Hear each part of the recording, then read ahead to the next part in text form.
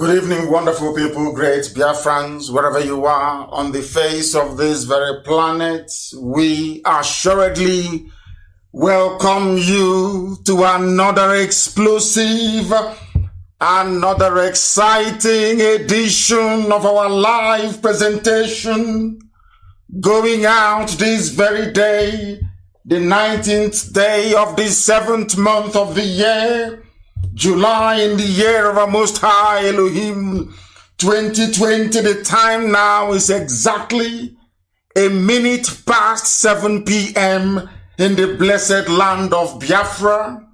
Regardless of where you are, what you're doing, we say good morning, good afternoon, good evening, and good night to some of you, because there is no other broadcaster that is indigenous to Africa that can boast of a coverage that is truly worldwide, that is truly global. Because across the 24 time zones of this very planet Earth, men, women, and children are listening to this wonderful broadcast. They have come that they may know the truth. They have come that they may become educated and enlightened. This is bar none the greatest university on the face of the earth. Friends of Biafra are listening. Lovers of freedom are listening. Even our enemies are coming to be educated. And I am very, very happy and I'm very glad that even those in Calabar and its environs in Cross River State, Acom, going all the way into the blessed land of Ambazonia, they are all listening. Because CHK 102.1 FM is in Calabar as we speak. It is also in Acom, transmitting all the way into Ambazonia. We are unstoppable. There is no force on this very earth that is capable of even slowing us down. We have come to do the will of the Most High, the God Almighty in heaven, workers of iniquity, the children of perdition, those who were fathered by the Janjaweed before and during, even after the war. Those who have come to do the work of Lucifer. We welcome each and every one of you, because before your eyes, Biafra will be restored. And everything humanly possible is being done to ensure that that is the case. As I welcome you, I will ask you to welcome those who are around you. I have not forgotten the very wonderful work we are doing with Alemajiri and the Janjaweed. They too are more than welcome to join us to understand that has been hidden from them, because in the zoo, there is no history. In the zoo, the education system, exactly the same way their security architecture is no longer existent, is how it has precipitously collapsed. Only here on Radio Biafra is the truth being spoken. I say it with every assurance. I say it with every conviction. If you want to know the truth, you must listen to us. Everything else is hogwash. Everything else they tell you is bunkum. Here you get the truth, the whole truth, and nothing but the truth. We remain spotlessly clean, whiter than white and whiter than snow. That is why we possess the Midas touch. Anything we touch turns into gold. Everything we touch turns into gold. That is why we have placed the zoo where we want it to be. Of course, Chukwuka Biama has, not us. Or should I say, through the work that we are doing. The zoo is rocking. It is collapsing every blessed day. And I maintain that Asorok is still empty. There's nobody there. They can play all the games they like. But as long as you come with your pen and your paper and a bit of common sense with you, as long as the Janjaweed do not forget their slate and their chalk, as long as those of them who wish to learn do not forget their pencil and their writing material, then they are more than welcome to participate, because this evening you're going to learn that thing that is hidden from you. All those things they don't want you to know, here you will learn all of them. because we are not going back. We don't understand what the word retreat means. Ever since we came to perform this very noble task we have been ordained by heaven to undertake, we have never taken a step backwards. It's only forward that we have been going. That is why those who are not able to be part of what we are doing, they are doing their damn best to ensure that they can become part of IPOB, but they can never be. Not now, not tomorrow, not ever. Because for you to be IPOB means you're chosen by God in heaven to carry out a work on this very earth. If you're not chosen from birth, you cannot be IPOB. My name is NNAMDI KANU. I am the leader of this very global phenomenon, IPOB, the largest mass movement on the face of the earth. The only people who, without guns or bullets, managed to cripple the government of a contraption. So much so that today they have taken to childishness in order to try to curtail this very excellent work that we are doing. I am the director of Radio Biafra and Biafra Television and a very humble servant of the wonderful people of Biafra. We do not condone evil. We do not condone lies. We do not condone treachery. We do not condone sabotage. We do not condone those who are fathered by the workers of iniquity. Here we are relentlessly marching towards Biafra restoration, and there is nothing anybody can do about it. It is a challenge to every. Sometimes we say it and they say we are arrogant. Of course we are not. It's a challenge to every idiot out there. If you think you can try. Try as much as you can. Do everything within your powers. Gossip your lives away all you care. We are unstoppable. Wanting to get one with you this year, and then you will know how serious we are. And there will be no pity. Sabo, oh, heaven forbid. There will be no pity. When the time comes, don't I didn't warn you. We must hand over our proceedings to the Most High as always. Because without God in heaven, we are nothing. Without Chukwokika Biama, IPOB cannot be where it is today. Without the creator of the heavens and the earth, I will not be alive today. Therefore, we must hand over our proceedings. I proudly proclaim it, that without God, there will be no Biafra. I told Ifani Urebu, my friend, many years ago, nearly 15 years ago, I said to him in London that we cannot proceed unless the God Almighty in heaven takes center stage. And that is what we have done. And that is why we are unstoppable. We don't worship idol. I don't worship idol. Anything that the hand of man touches cannot be worshipped and cannot be God. I proclaim that is why IPOB is formidable. We are formidable because we worship one true God in heaven.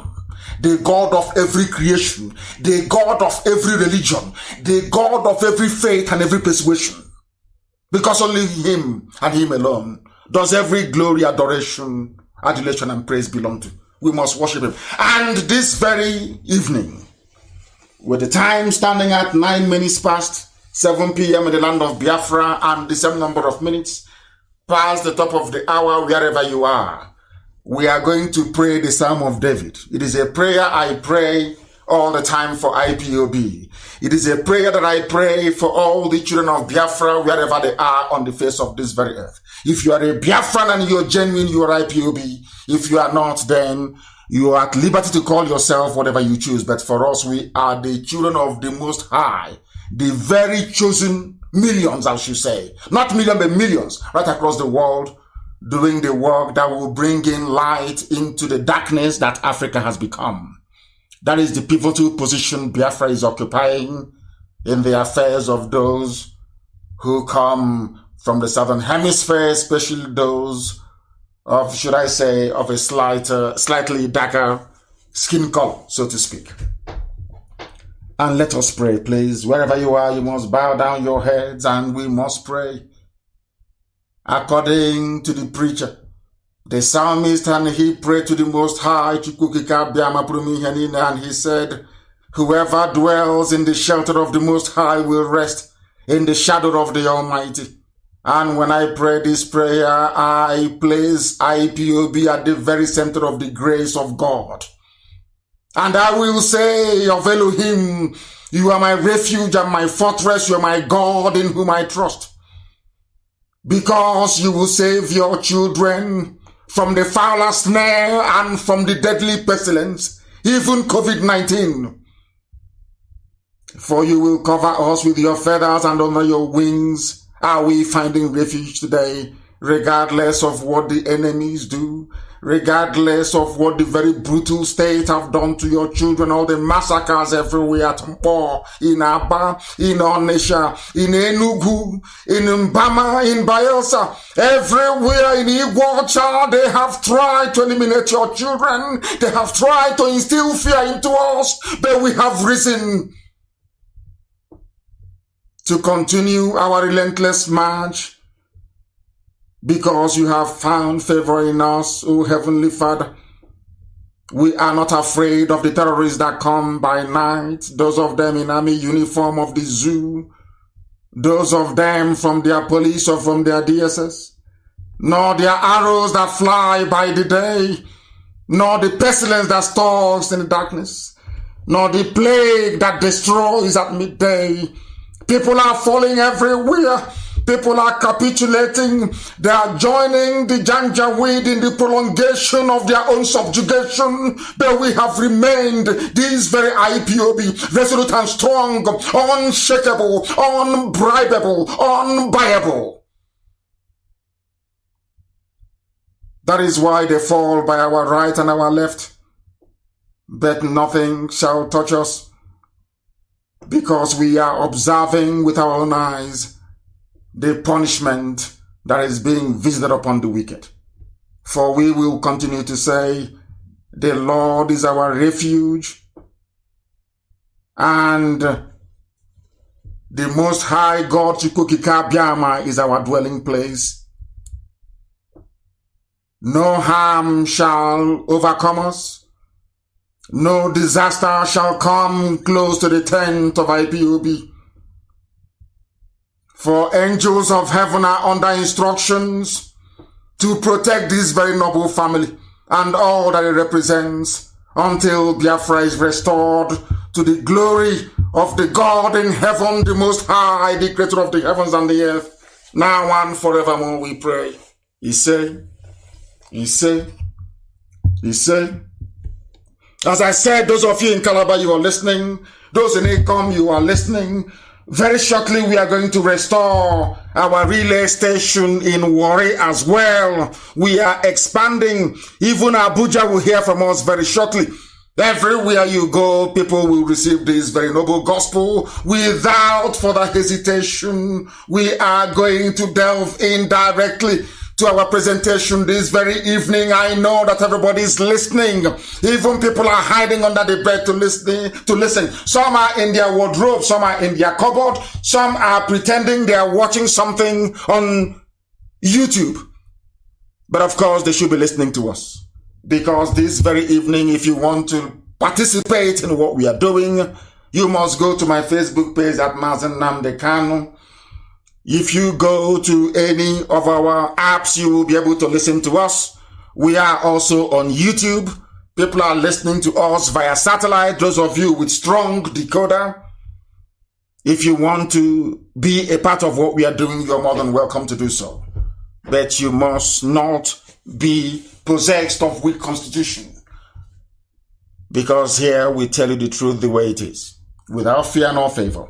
This very evening, I want to build a foundation upon which we are going to rest our gospel, so to speak. It is a news that we discovered, so to speak, or somebody brought to my attention from the BBC. It is the story about slavery, how a Biafran, the headline says, my Nigerian grandfather, or should I say great-grandfather, sold slaves. The reason why I have chosen this is because it is very simple. I want to let the world understand, and especially we black people from Africa, to know this. that we are going through the mess we are going through today, all the suffering, all the pain, all the poverty, all the hunger, all the deprivation, all the absence of infrastructure, because we want to go through all these difficulties. It is not the fault of the white man. I'm making it abundantly clear. According to this very, of course, coming from the BBC, you know, we are all slightly, should I say, we have our doubts about it. But what I want you to understand is that this very epistle from this lady is absolutely correct. We are the architect of our own problems. Therefore, what it means, therefore, is that for us to solve this very problem, we must also look inwards. Not externally, but inwards. All the problems afflicting us is our own making. If we want to get away from it, we must be able to look at ourselves and tell ourselves the truth. There is a debate going on all over the world about race relations, which is racism, colonialism, and slavery. Now, this is the headline from BBC, or should I say the subtext under the headline. Some of European and Americans who have made their fortunes in trading human beings have seen their legacies reassessed, their statues toppled, and their names removed from public buildings. In other words, white people in America, white people in Europe have visited everybody who had a hand in slavery. They've realized their mistakes, and they have done the noble thing by pulling down all the statues, by making sure that the buildings named after these dealers in human beings is torn down. But there is another side to it. Before the white man came, what was the behavior of your local village African? What were you doing with your own people? That tells you everything you need to know about who we are. And the reason why Radio Biafra came and IPOB is here today, for the world to understand that we have recognized that the problems that we are going through is not as a result of colonialism. It is not as a result of whatever a white man may have done. The difficulties we are facing, not just in Biafra land, not just in the wider Nigeria, not even in Sub-Saharan Africa, is because of the way a black man reasons. That is all. Nothing more, nothing less. And over the years, the people that are called the neo-colonialists, they are the most horrible set of people ever. Those who are saying to us that our engineers cannot build bridges. For you to build a bridge, you have to go and bring Julius Berger from Germany. For you to build a road, you have to go to China to go and build a construction firm. Whereas there are graduates who are engineers at home from our own universities who cannot get a job to build the roads that we all need as a critical infrastructure for any society to function. I want people to understand this. The problem with Africa is this. If you continue to reason like a typical black person, there will never be any improvement in your lives. You need to change the way you reason. There was something we learned, something I learned personally from studying in Europe, in England for that matter. There is something they do very cleverly, and I want you to understand this. Do you know that coronavirus is rampaging the whole of America, destroying lives, laying cities to, should I say, communities to waste? People are dying every day. Everybody knows that that very virus came from a lab in Wuhan in China. That very virus was transmitted right across Europe. It went to Italy. It caused a lot of havoc. It went to France. It killed a lot of people. It went into UK. It devastated populations. It went into America and is still ravaging. Do you know one thing I discovered about white people? Do you know in all these countries of Western Europe and North America, none of them has ever risen up to blame China? President Trump have said it now and again. But in the end, the people of America keep reminding him that you were ill prepared. You didn't prepare very well for it. Do you see how white people reason? Although the virus emanated from China, they expect their governments to have done something about it. They don't expect the Chinese to save them. They expect their own government to save them. Now, compare that with how people reason in Africa, how we Africans reason. Whenever there is a problem, we look to blame an outsider. We never blame our own shortcomings, because Americans are saying to President Trump, the reason why we have CIA, we have Secret Service, we have all these people working and being paid through taxpayer money is for you to anticipate all these problems even before they get to us and to prepare to mitigate them. Do you understand? But in Africa, we never hold ourselves responsible for anything. And that is why we are suffering. That is why you see people all over the place not knowing their left from their right. We never blame ourselves for anything. Yes, racism is very bad. Slavery is very bad. All of these things are horrible. But ask yourself a very simple question. Who gave the white man the impetus to come to West Africa to offload our people? Literally, harvest us from our villages and take us to the Caribbean, to the Americas, to Europe, to become slaves to fellow human beings. Do you understand? Do you now follow? Now, listen very carefully. There is a Biafran journalist. Her name is Adobe Tricia Nwobani. She wrote about how her ancestors sold slaves. We sold our own people. People are wondering, why are we suffering? Why is there no light, no good roads, nothing seems to be functioning, no good hospitals? Every day is like a cursed day in our lives. There is no country in West Africa that is doing very well. People don't know where these problems are coming from. The problems are coming from the fact that you sold your own people to foreigners, to enslave them, to subjugate them. The same thing is happening today with the fulefus and the traitors and the saboteurs. They keep selling their people. They are not content. They keep selling them. They keep undermining any effort that will bring about liberation. They're against it. These are the modern day slave traders that you have. But they don't have human beings to sell. If they did, they would have sold. All of us. This is our own making, not the making of the white man. Adobe Tricia Nwobani wrote a book. And in the extra, she said, my great-grandfather, Nwobani Ogogo Riako, was what I prefer to call a businessman from the Igbo ethnic group of southeastern Nigeria. He dealt in a number of goods, including tobacco and palm produce. He also sold human beings. Now, do you understand it?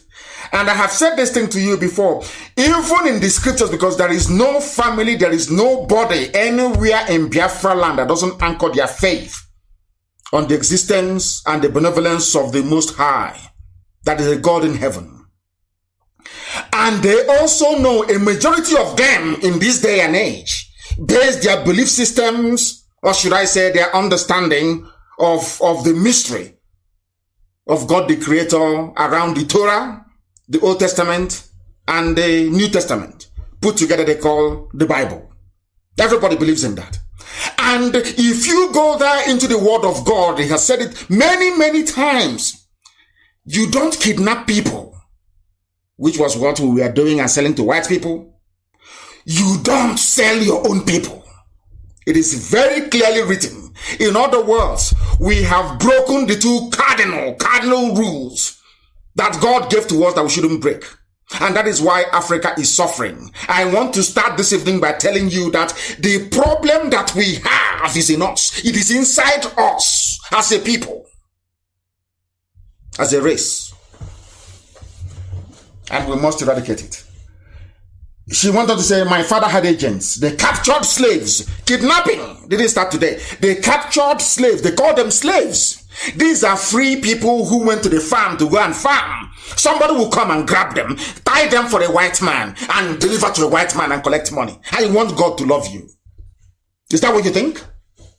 You want God to... The same thing that is happening today. The same thing that is happening today, there is no difference. They will sell you. They will do anything they can in order to get ahead in life. All they are looking for is money. They sold slaves through Calabar and Bonny, through Opobo. People from, listen carefully, she's correct. People from ethnic groups along the coast, such as the Efik and the Zon, usually acted as stiff doors which the white man will meet them and say, I want you to be a middleman. I want you to start selling your people. They give them tobacco. They give them snuff. They give them a cigarette. They give them whiskey. And the business has begun. You now start to sell your own people. I am saying this for the whole world to understand that as you're blaming white people for slavery and tearing down the statutes of slave dealers and slave traders, you must not forget one simple fact. It was Africans that sold their own people. Before the white man came, before the Europeans came, we used to sell to the Arabs. We used to sell to the Arabs.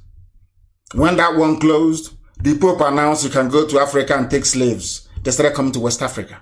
And we obliged them. Dahomey was emptied. Badagry was emptied. Along the entire coast was emptied. All the way to Gabon. Emptied of our people. There are the blacks that are still being killed in America till this very day. That is the history of our people.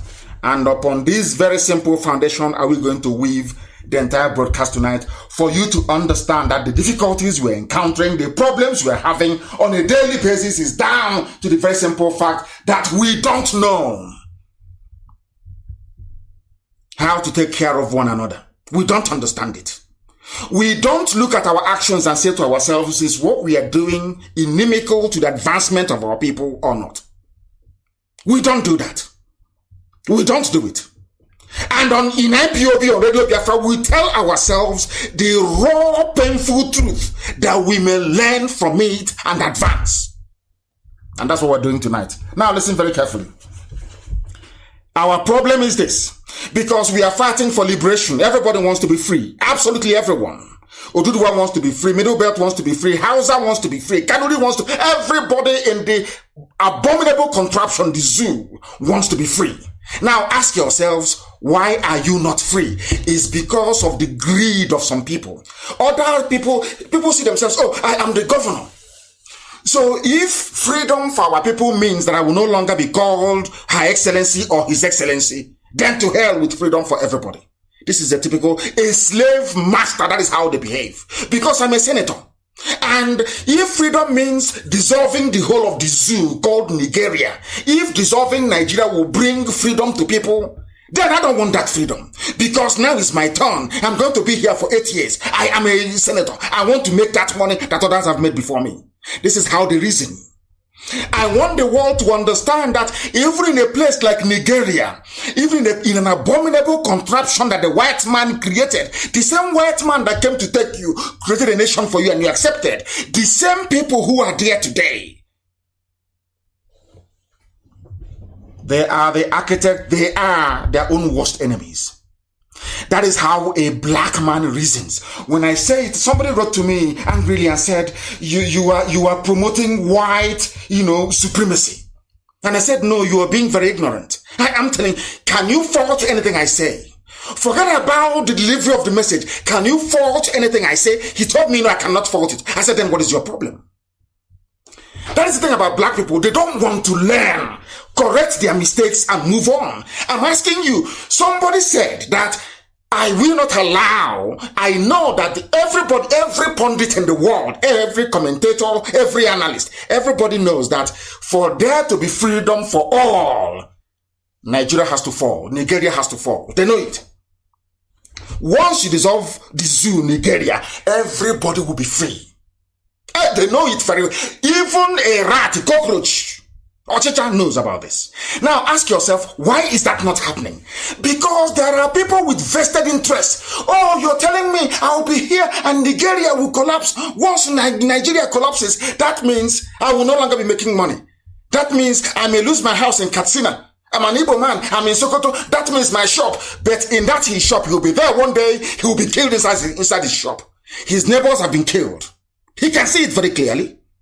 Now, that is the way that black people reason. That is what we have come to do, to let them understand that if you continue to reason this way, there can never be any improvement in your life. Impossible. And they have their agents. There are people, ask anybody of a sound mind, What is it about Nigeria that you want to keep Nigeria as one? What is it that Nigeria is absolutely nothing unless they are corrupt, their politicians or their agents, or they are hoping that their village will get their own turn in the year 2099? Is that how human beings are supposed to behave? Is that how people with brain is supposed to behave, I ask? Do you now see that the problem of black people is black people and not white people? White people are doing what they are supposed to do. It is called taking advantage. That is how life is. That is how human nature works. You made yourselves commodities and they came and they bought you. They took you by force. You put yourself in that position. That is what our sister is writing about. And that is the truth. Have we begged the world? Have you seen black people gather together and go to America and beg black Americans? Kneel down. People are doing, taking the knee. You see, Nancy Pelosi. You see a few world leaders, kneeling down in deference to Black Lives Matter. The people, the real culprits, we Africans are the real criminals, the real culprits in this. Have we ever gone to America to say to Americans, please, black Americans, we are sorry for what our ancestors did. What they did is absolutely, is abominable, it is horrible, it is terrible. We've not done it. Because we don't like taking responsibility. Not at all. People, because of political ambition, you want to run for office. I had a lawyer once representing me when I was incarcerated. And they asked him, he said his business is not about if NNAMDI KANU is out or not, or dies in prison. He wants to go and contest for House of Reps. And he used my name to get close to the governor of Enugu State so he can go and contest for House of Reps. Those are black people for you. That comes to what I want to preach tonight. The lack of consistency in black people. They never believe in one thing and believe in that thing. They keep going. They keep going no matter the obstacle. They keep going. After a while, they just fall by the wayside. Very fickle-minded, very feeble. We lack discipline. We lack discipline and we lack dedicated focus. Why do you think IPOB is a phenomenon all over the world? Everybody talks about IPOB for good or for bad. It's up to them. But you must discuss us. You must talk about us. You must. Because we have a stranglehold over you. Do you know why? Do you know why you must discuss IPOB, NNAMDI KANU, Biafra every day? Do you know why? Because we are resolutely dedicated to the pursuit of freedom for Biafra and for every other trapped ethnic nationality in the damnable zoological republic. And do you know the funniest thing? Is that the people we are fighting for, they know this. Even the Hausa man knows. If you ask him, a Hausa man will tell you, NNAMDI KANU is fighting for me. I feel this fight. Somebody in Yobe will tell you something. Because they understand. They can look beyond all the noise, basically. And understand what we stand for. And we have been doing it consistently. Consistently. No amount of intimidation, no amount of extrajudicial killings, no amount of bribery, no amount of cajoling, nothing is going to, and they know it. Our enemies, they understand. That is why they're afraid of us. And they must be. Who are you not to be afraid of IPOB? Who are you? You must be afraid of us. Is it because we kill? No, we don't. Do we have guns? Are we militants? Of course we do. We don't have any guns. We're not militants.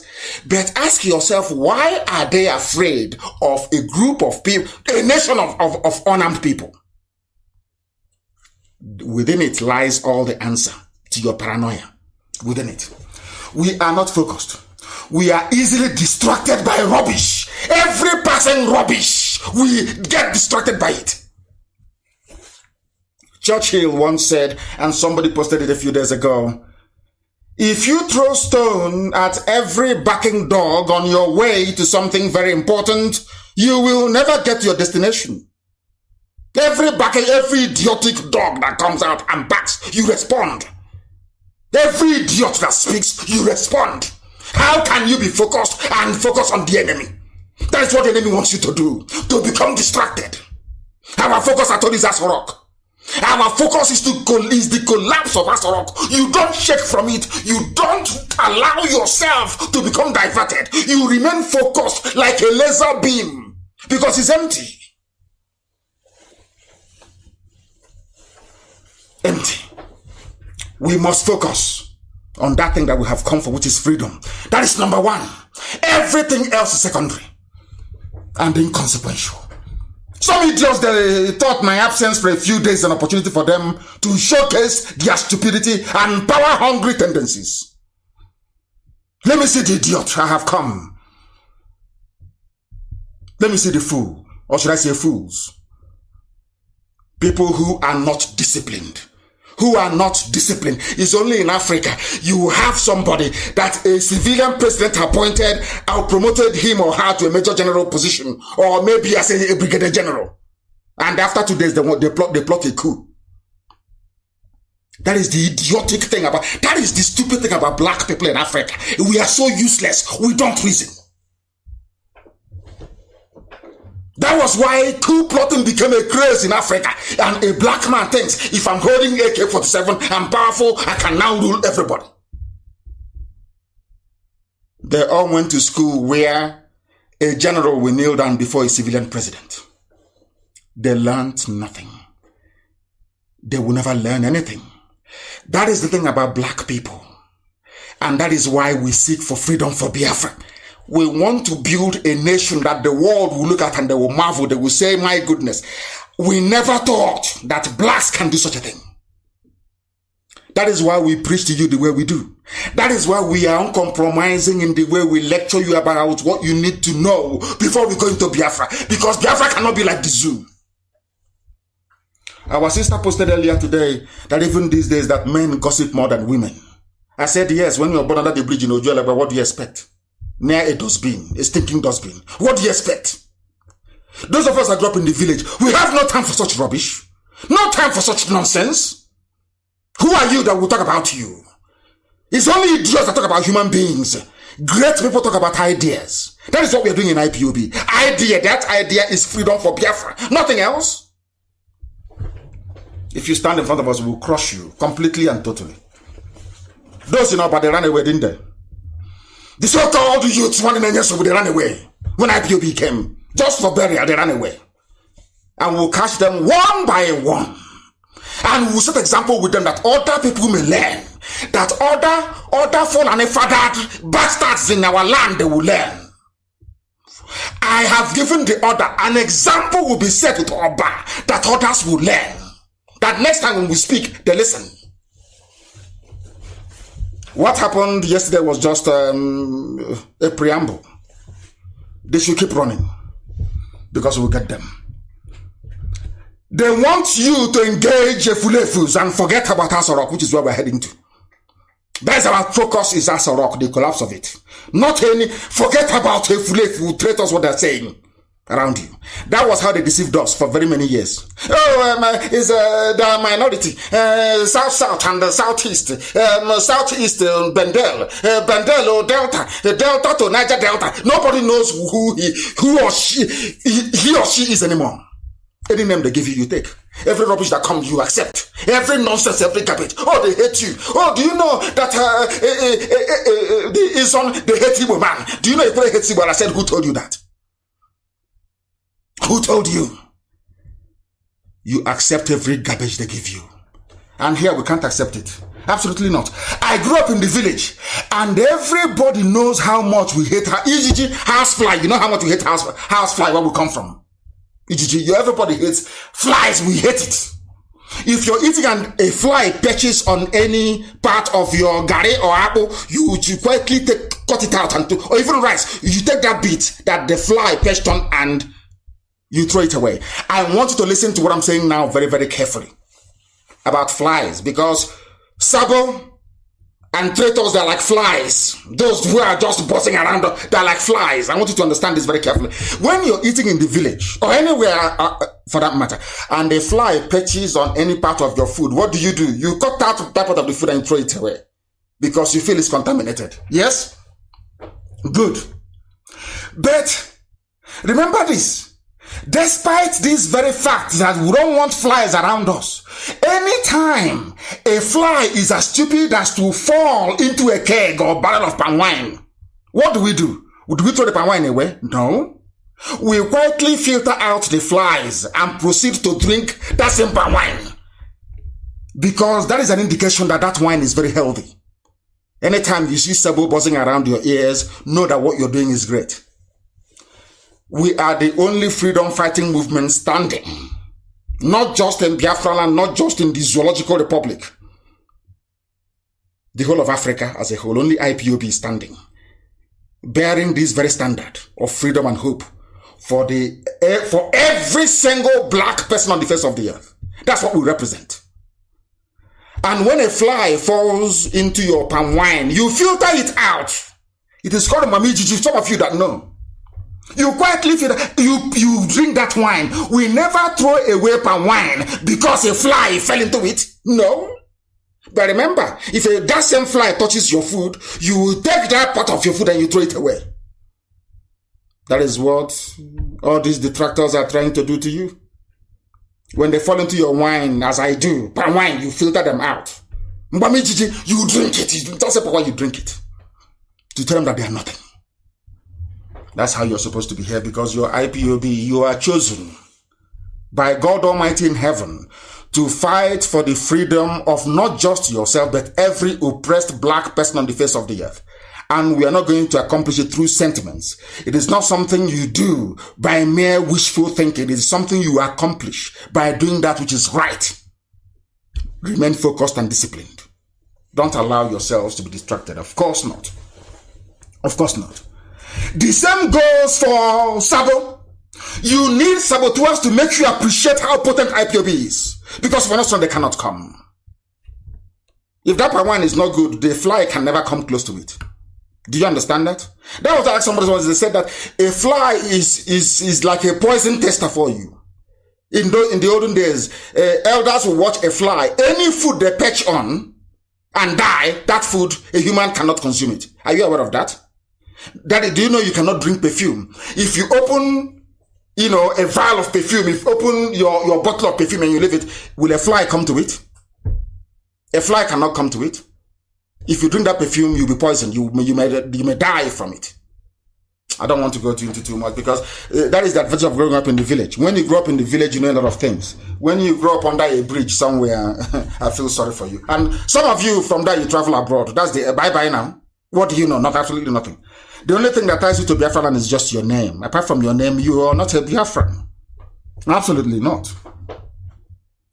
You need people to remind you as to how potent you are. Without all these professional gossipers, you're nobody. That's to tell you how mighty IPOB is. The whole world over.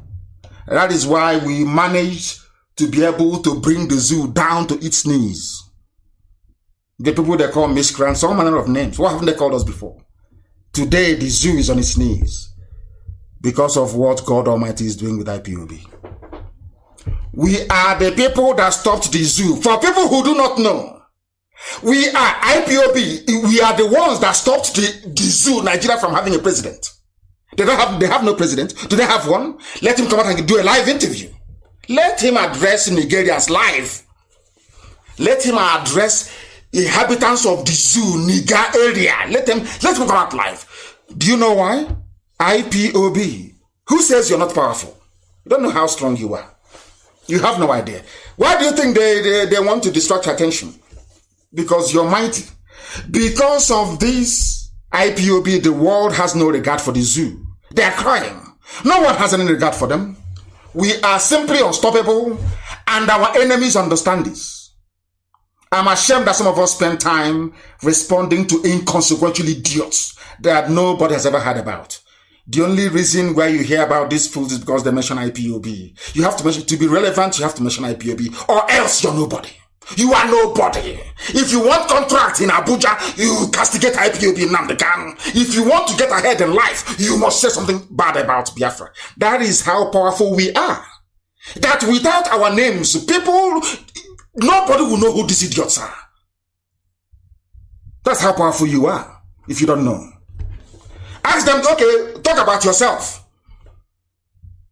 They won't exist. Never exist. Nobody will know them. That's how strong we are. How powerful we are. We are unstoppable. Absolutely that. Parasites will come. They need our name to shine. We must ignore them and watch them disappear. Our firepower from tonight is going to be focused on the zoo and nothing else. Some of you are foolishly engaging idiots that have no standing and no reckoning. Absolutely none whatsoever.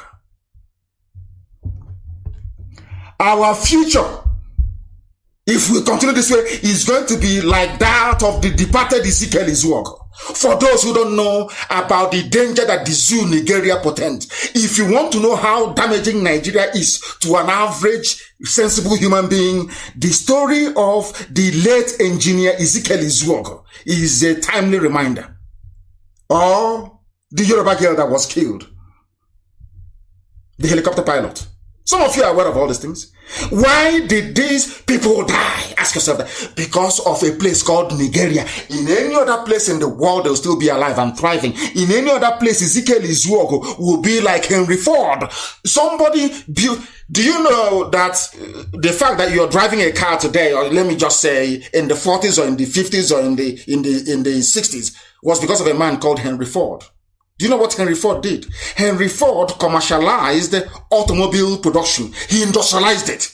He made cars affordable for ordinary people. And that was why he was voted the capitalist, or should I say the businessman of the 20th century. Henry Ford. We have here in Ezekiel's work, we have our own Henry Ford, but because he's a Biafran, because he's blessed, and unfortunately he found himself in a British contraption called Nigeria. His life ended in failure, not for him personally, but for the society. Now he's dead because he's a Nigerian. And all the support and help he should have received, all that support and help, they are now in hotel buildings in Dubai, in plush mansions in London, in Swiss bank accounts. Why? Because of Nigeria. And that is why we want it to fall, by all means. Is this the future you want for look at your child. Some of you have very bright children, boys and girls, who wants to be engineers, who want to create something, technicians, they want to build something. Maybe some of them are right now showcasing their talent. Look at his work. I want to let you know that as long as Nigeria exists, Nigeria, as long as Nigeria is existing, you can never attain your full potential unless you're a criminal in politics. They are the only ones who attain their life's ambition, which is to loot and to keep looting. That is the pinnacle of success in the zoo, is how much you have stolen. Ezekiel's work is dead. Is that the future? This is a man that in any sane society, they would have nurtured him. Everybody right now who could afford a car would have a car. Very peacefully. There will be taxes rolling in. There will be export potential for the car, the automobiles that he's making. His name will be on the car, Izog, maybe. The white people, they had a man called Henry Ford. That man went on, even Daimler. Remember Daimler? In Daimler Benz, yes? These are human beings. They are not angels from heaven. They are fellow human beings. If you cut their skin, you see red blood coming out. In their own land, because they are white people, they appreciate something good. They were nurtured. Today, some of you ride a Ford pickup. You're having fun, but you have your own talent, your own engineer, your own God-given automobile expert. He died in regret, misery, and pain. And that is the type of country you want me to belong to? Hey, please, for goodness sake. If you want the future of your child to be like that of Ezekiel's work, then all well and good. The ability to live as free men and women in a land where the Izuogos of this world can flourish and thrive is what we are pursuing. In Biafra land, every talent. You know, in the zoo, it's only their children of politicians. It's only their child that is good enough for anything, for scholarship or anything. How many times have they set up any kind of competition? Let's say science competition, to say the best science student will get scholarship to MIT. They will never do it. Is it that they don't have the money? Of course, the money is there. They are using it to go and buy mansions in Dubai. Is that the type of country you want? These are the type of people you want us to respect? Huh? My goodness. This is the type of country that Facebook is supporting. Facebook wants the zoo Nigeria to continue so that the suffering can continue. They are the real racists. These are the real people. Black people must reason. The likes of Trump telling you the truth, they are the ones that love you. Black people, we want people to massage our ego even when we are failing. Someone say, oh, you're doing very well. Oh, black and proud. You're very black and beautiful. All rubbish. Pure rubbish. It's not true. It's not true. And the net is not true. Ezekiel Izok is dead. If had the US government frustrated Henry Ford the same way that Nigeria frustrated Ezekiel Izok because he's a Biafran, the history of mass production of automobile would have been different. White people nurture creativity. Black people, they kill it. I don't know where they get that. There is this wicked envy in a black man. There is this, I don't know, abundance of jealousy in a black man. Rather than promote a fellow black person who is doing very well, they prefer to kill that very person and then go and do boy to a white person. Somebody said they are doing it to develop kilishi. They are doing kilishi. Oh, dear me, zoo. People think that we just woke up one morning and decided to hate Nigeria. They don't like Nigeria. They are trying to bring the nation down. And I'm asking you a very simple question. Which other people in this world will have somebody like Ezekiel Izwog and allow him to die like this without fulfilling his potential? So now his death is gone back to his maker.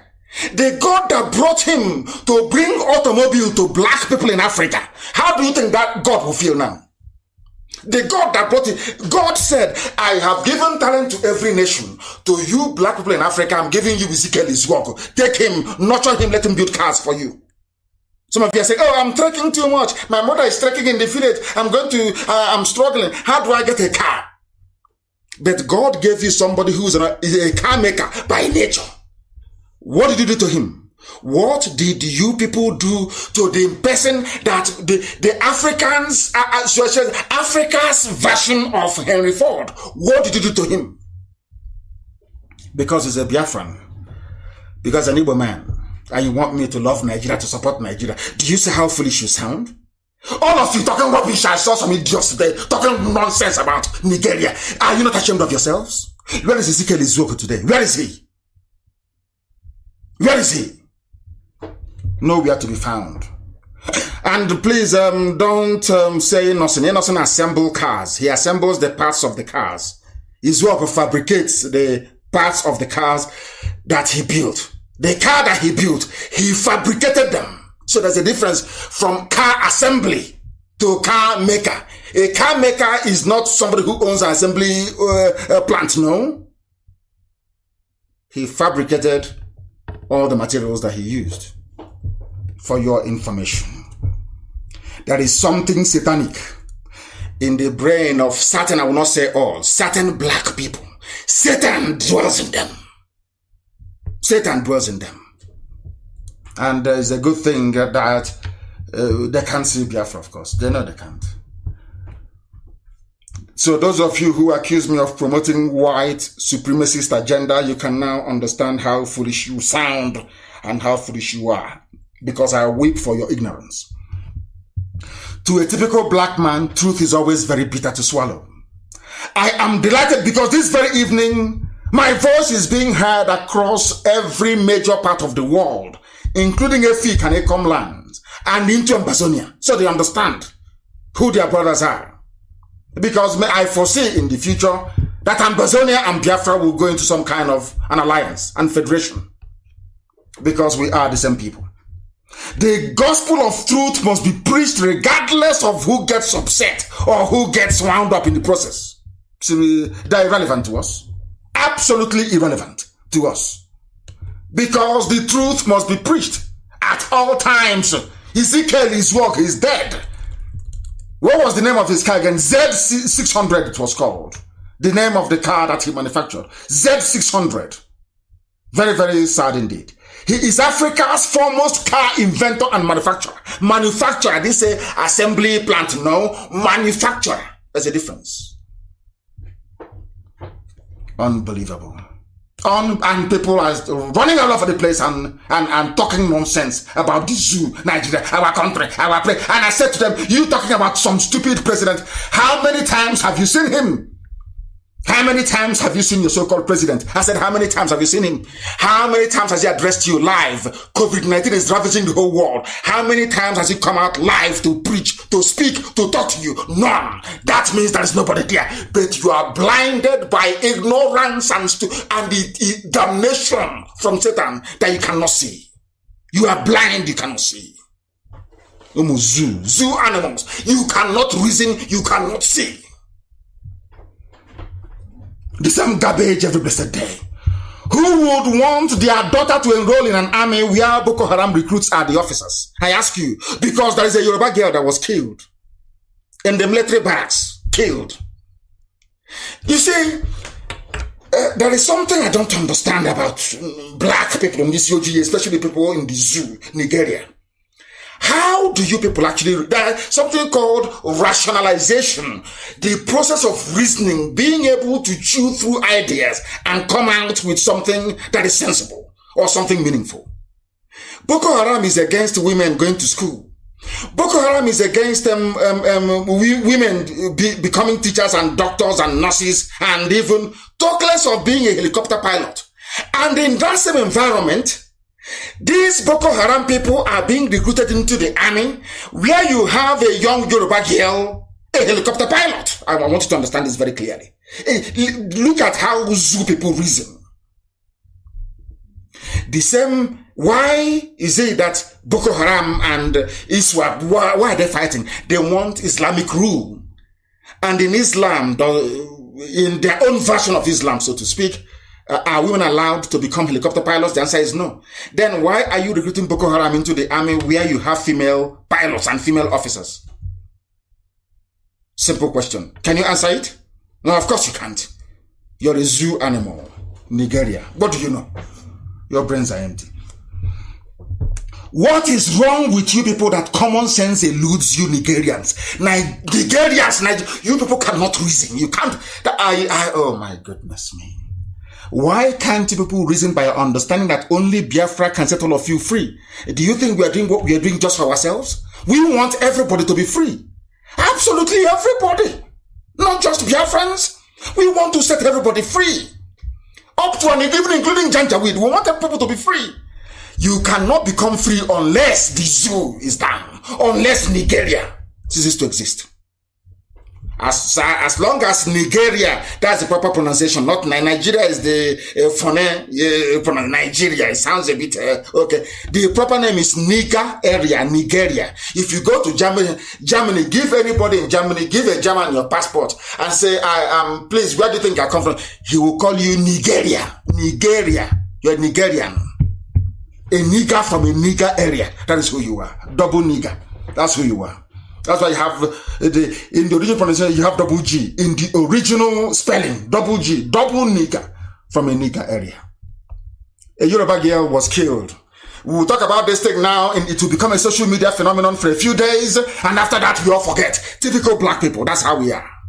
After a few days, we all forget. We all forget. The death of Tolupe Arotile was not an accident. She was murdered. She was killed. An army officer, Yoruba girl, a mathematician. That in any other place in the world, she will be somewhere receiving government grant and,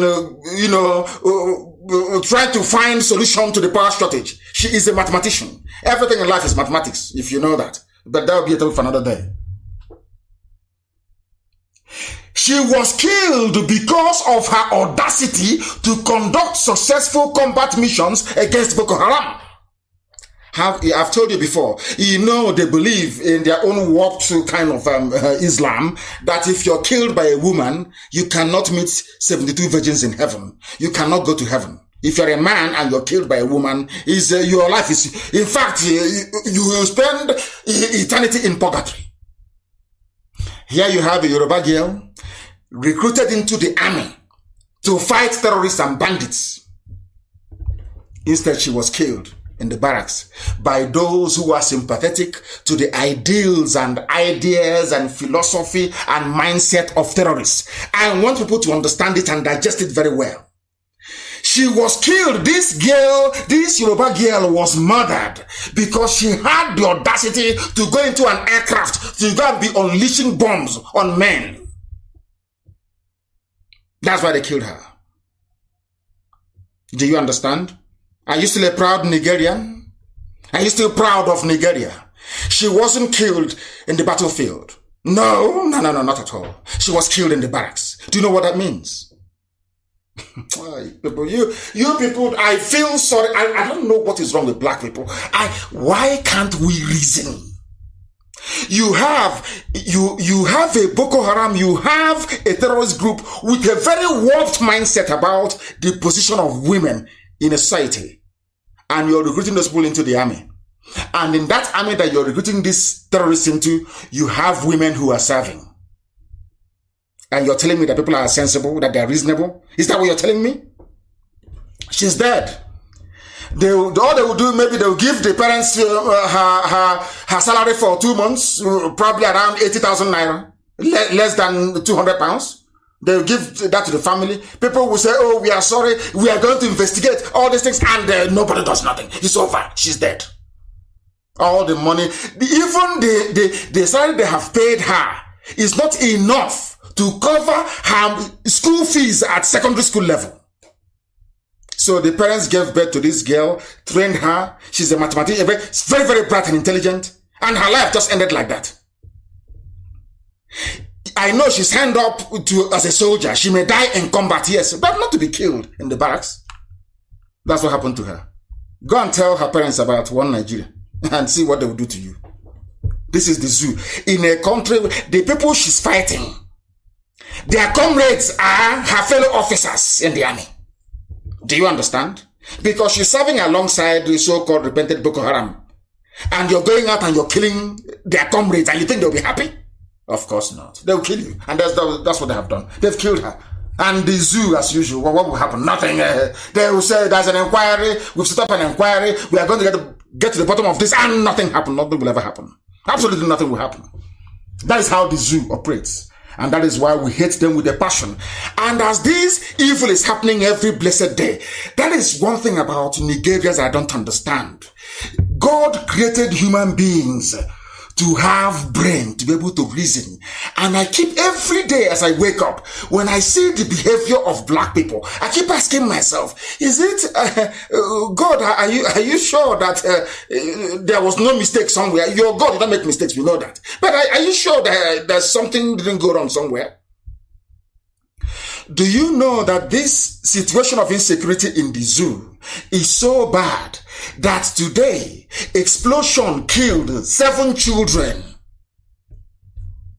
I want to be factually correct. Absolutely correct. It was reported yesterday. It happened yesterday.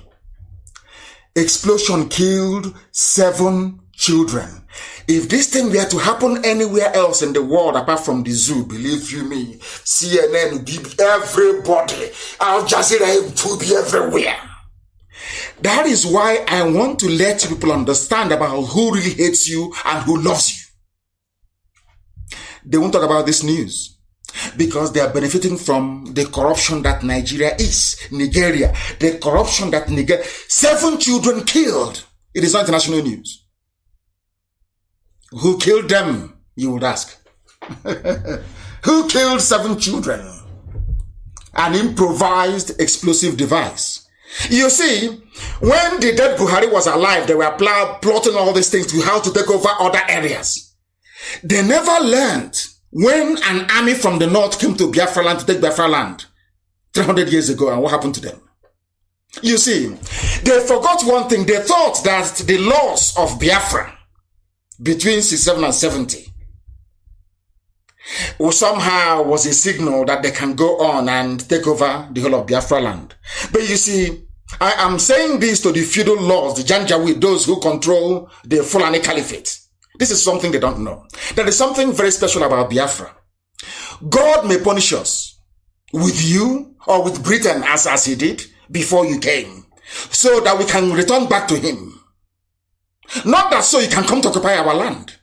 The more you have this design in your brain to take over the whole of the South, to take Yoruba land, to take Biafra land, and bring in every Janjaweed in West Africa to come and reside in, the more you lose your own land. That's what is happening to you. You have come to kill other people, but there are those you left behind who are now killing your own children. It's happening in Katsina, the state where the dead Buhari, I said dead, late dead Buhari comes from. Any idiot telling you otherwise is deceiving you. They know Buhari is dead. They're all covering it out of shame. So they will not say, oh, NNAMDI KANU was right. That's all. That is all. They know Buhari. Everybody. Who doesn't know that? That the mass murderer is dead. Today, 7 children are dead in his hometown. And you're telling me that the old Buhari will be there and he will not say anything?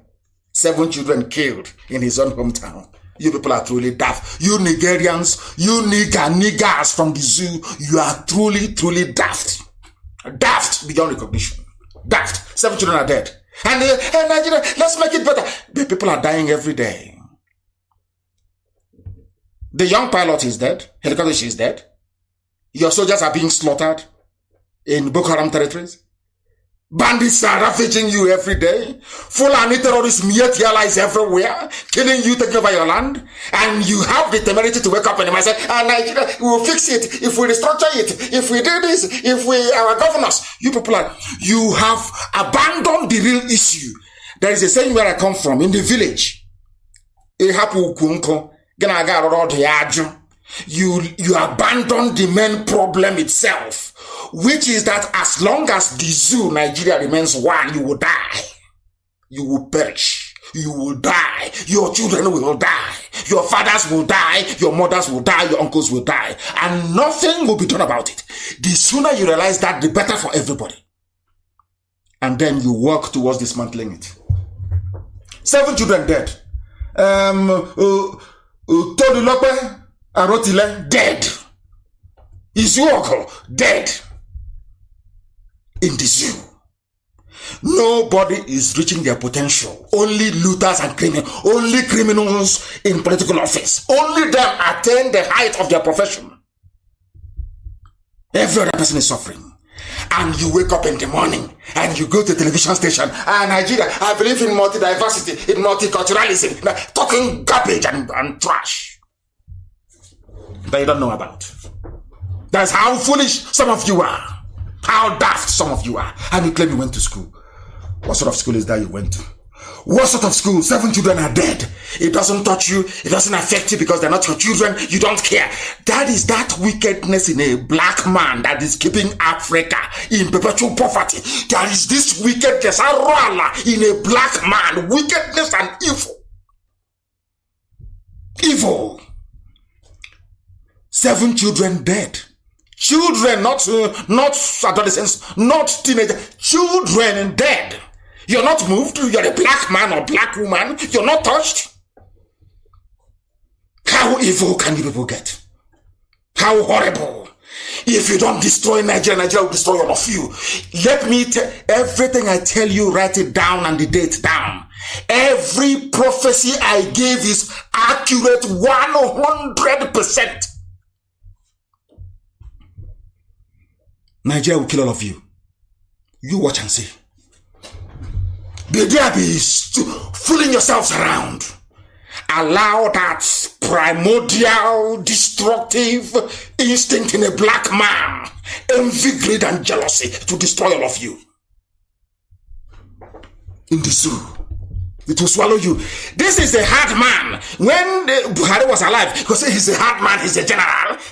Look at insecurity in his own compound. 7 children killed. And some of you cannot reason very well.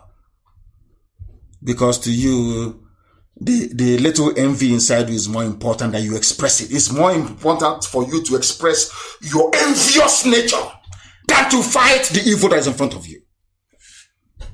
Hopeless people everywhere.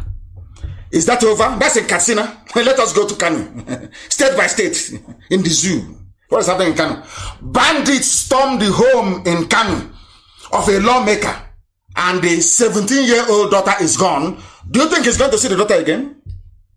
It's in KANU. They are the one Nigeria people. Let's have one Nigeria. They don't know that if you have an Arewa nation or a Hausa people are big enough to be a nation of their own. Do you think this nonsense will happen? Of course not. Of course not. Because you've allowed everybody to pick up AK-47. Nobody's complaining, oh no. But watch the day now that IPOB will come out to defend our land. You will see them, their mouth will start running like a broken tap. You say in the north, 17-year-old girl gone from the home of a lawmaker. I still want Nigeria, yes? You love Nigeria, don't you? The girl is gone, never to come back. Like Leah, they're gone, she's gone. She'll give birth to offsprings of terrorists for the rest of her life. 17 years. She's too old. By this time next year, she'll give birth to the first child. You love one Nigeria, don't you? Do you see how foolish all of you are? Do you see how daft all of you are? One Nigerian is. It's how foolish you are. One day they come and take your own child, and all we can say is, "Hey, it's bad. Hey, do something now. Reshuffle the defense chiefs." Talking garbage as always, garbage. But your child is gone. That is the thing that's the big difference between white people and black people. Whites will sit down, analyze. They will not bother with the symptoms. They go to the root of the problem and they will solve it. But in this UG black, hey, he's bad. Nothing person no go see for this country, and that's the end of it. And they are gone back to their gossipy old ways. Gossipy old ways. Useless set of people. Sometimes I ask God why He created black people. I'm telling you, you are useless and hopeless. You don't reason. Little girls blown to bits, dead. In neighboring KANU State, a girl in her father's house, a little girl, 17 years old, in her father's house, Fulani Miyetiala came there and kidnapped her. And some of you wake up to open your useless thinking mouth to say, Nigeria, one Nigeria, we want Nigeria as a country. You are useless. Useless beyond redemption. I feel for the family and I feel for the little girl. I feel for them, honestly speaking. It's very, very, very, very sad. And I don't know people that wake up in the morning to talk about Nigeria, what type of God made you people? If you come out and say, I believe in Nigeria, I'm asking you, what type of Satan, not God, what type of Satan created you? Another news is coming. Somebody said, not me, no, all I'm telling you is what zoo newspapers are reporting, not me. Patriotic soldiers are being killed off by their own colleagues in the north. Who are those their colleagues? Are they not the Boko Haram that you brought into the army? Do you see how foolish Nigerians and Nigeria, all of you, do you see how useless you are? I want to prove it, how useless you are. Your soldiers are fighting those you claim are terrorists, of course, financed by Fulani people. It was Buhari and his group when he was alive that said Boko Haram. They didn't fall from heaven. He said an attack against Boko Haram is an attack against the north. It is the truth. They've gone and they've removed it from search engines, but it's the truth. We still have the picture, the headline from this day newspaper. You went, they deployed you to Maiduguri to go and fight Boko Haram, and you went into battle with them. You killed some, they killed some of you. You captured some of them as prisoners of war. And instead of actually dealing with them or holding them until the war is over, you now release them prematurely and recruit them into the army. They now join you. to go and fight their colleagues. Are you mad? Do you see how foolish Nigeria is? Are you sick in the brain? That is why this soldier is saying that those of us who are patriotic, we are being killed by our fellow soldiers in the army. Do you see how the zoo rolls? Do you see how the zoo rolls? Do you see how they roll? I will read it for you so you will know. My fellow soldiers shot me on the battlefield for killing Boko Haram fighters. A soldier is reporting. A former Nigerian soldier has alleged that he was shot by his fellow soldiers on the battlefield for killing too many Boko Haram fighters. That is your country? Hey, we want restructuring. We want to reshuffle. We need a new security architecture. People talking rubbish. Talking nonsense every day on their useless TV stations. Rubbish every morning and evening.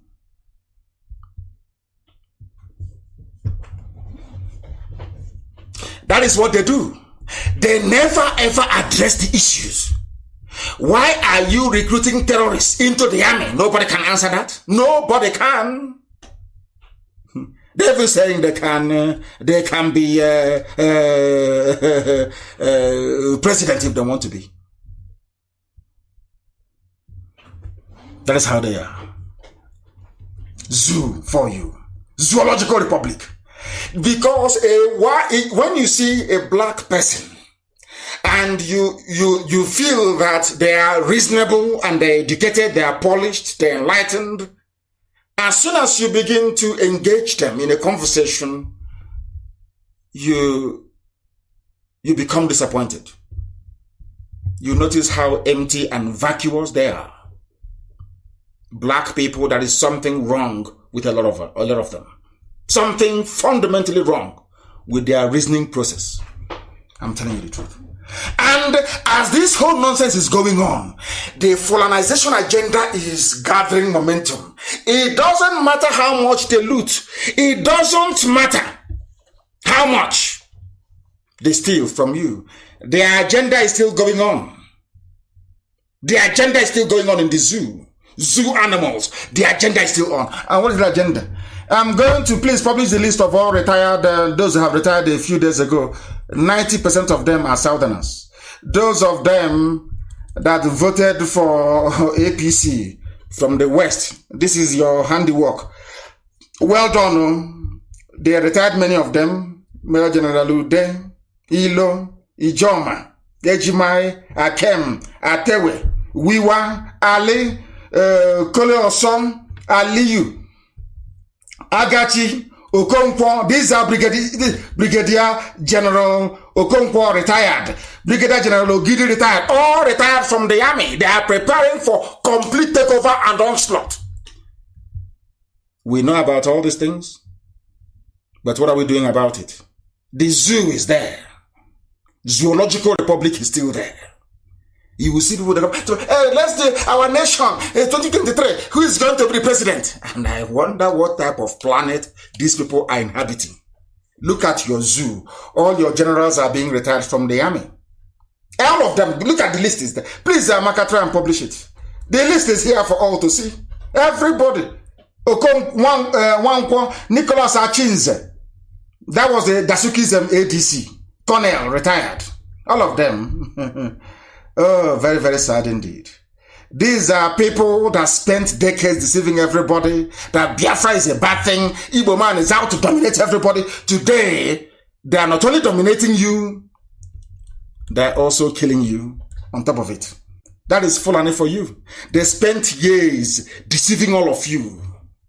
Bendel, Niger Delta, South, Midwest, Upper West, Middle Belt, gerrymandering and cutting people up into pieces, whereas they are busy planning. Every day they are planning every how to take you over. And those of us, so I will say those of us from the South, because that's been a development, I'll talk about that later on. Those of us from the South, always messing about and, of course, allowing our envious nature to get the best part of us.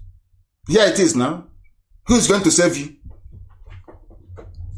This Fulani presidency they have, as somebody said, they have serially, deceitfully, and masterfully completed the configuration of the entire zoo security structure.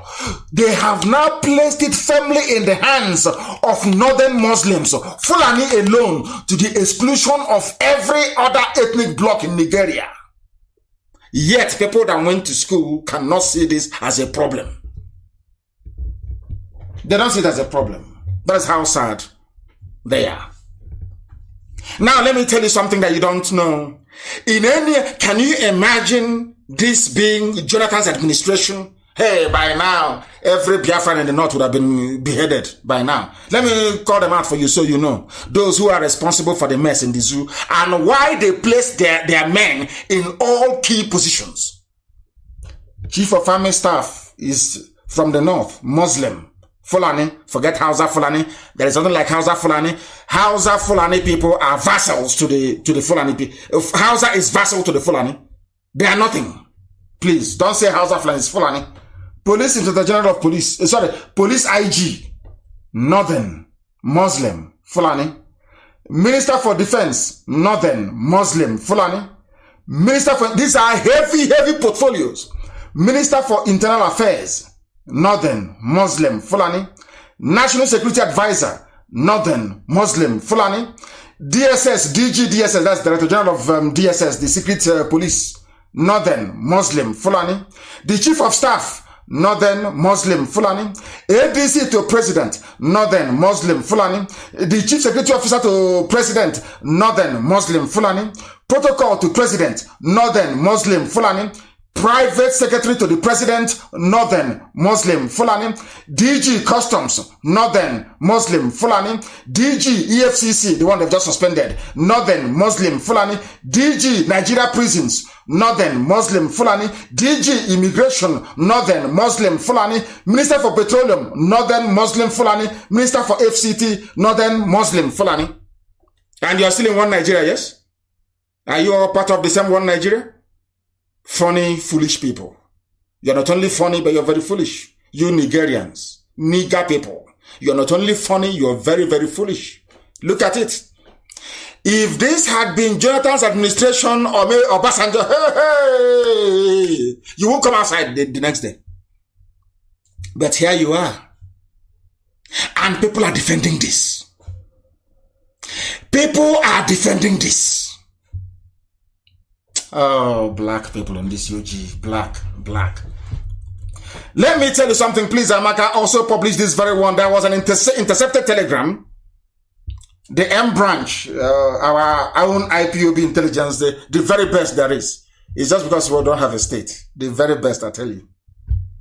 We intercepted a secure communication between an army officer in the field and the zoo defense headquarters over the mess going on in the Fulani-controlled north in the phony war against Fulani terrorism.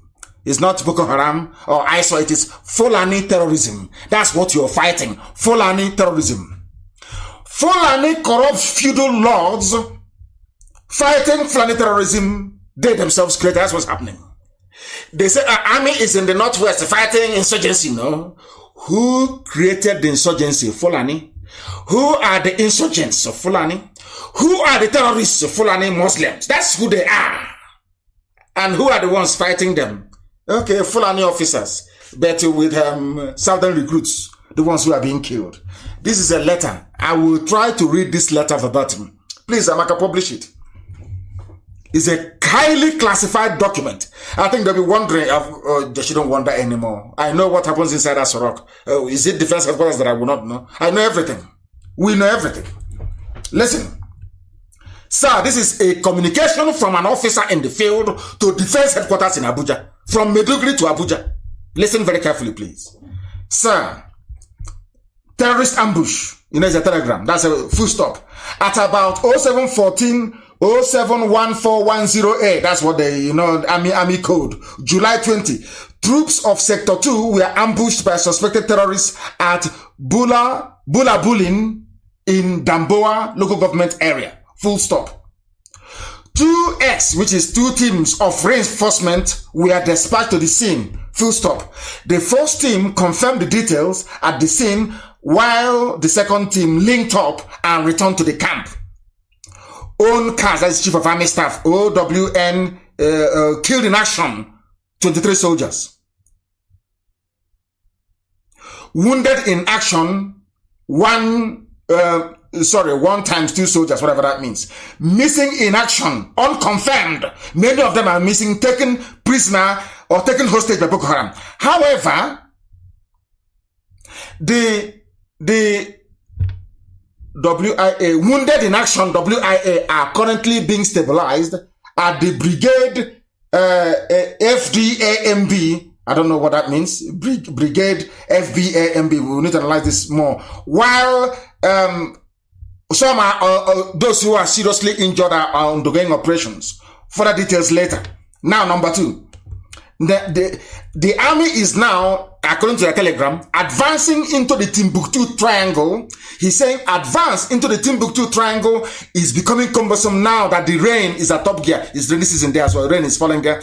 Coincidentally, terrorist elements have reinforced their defenses to halt the advance and any army incursions into the area.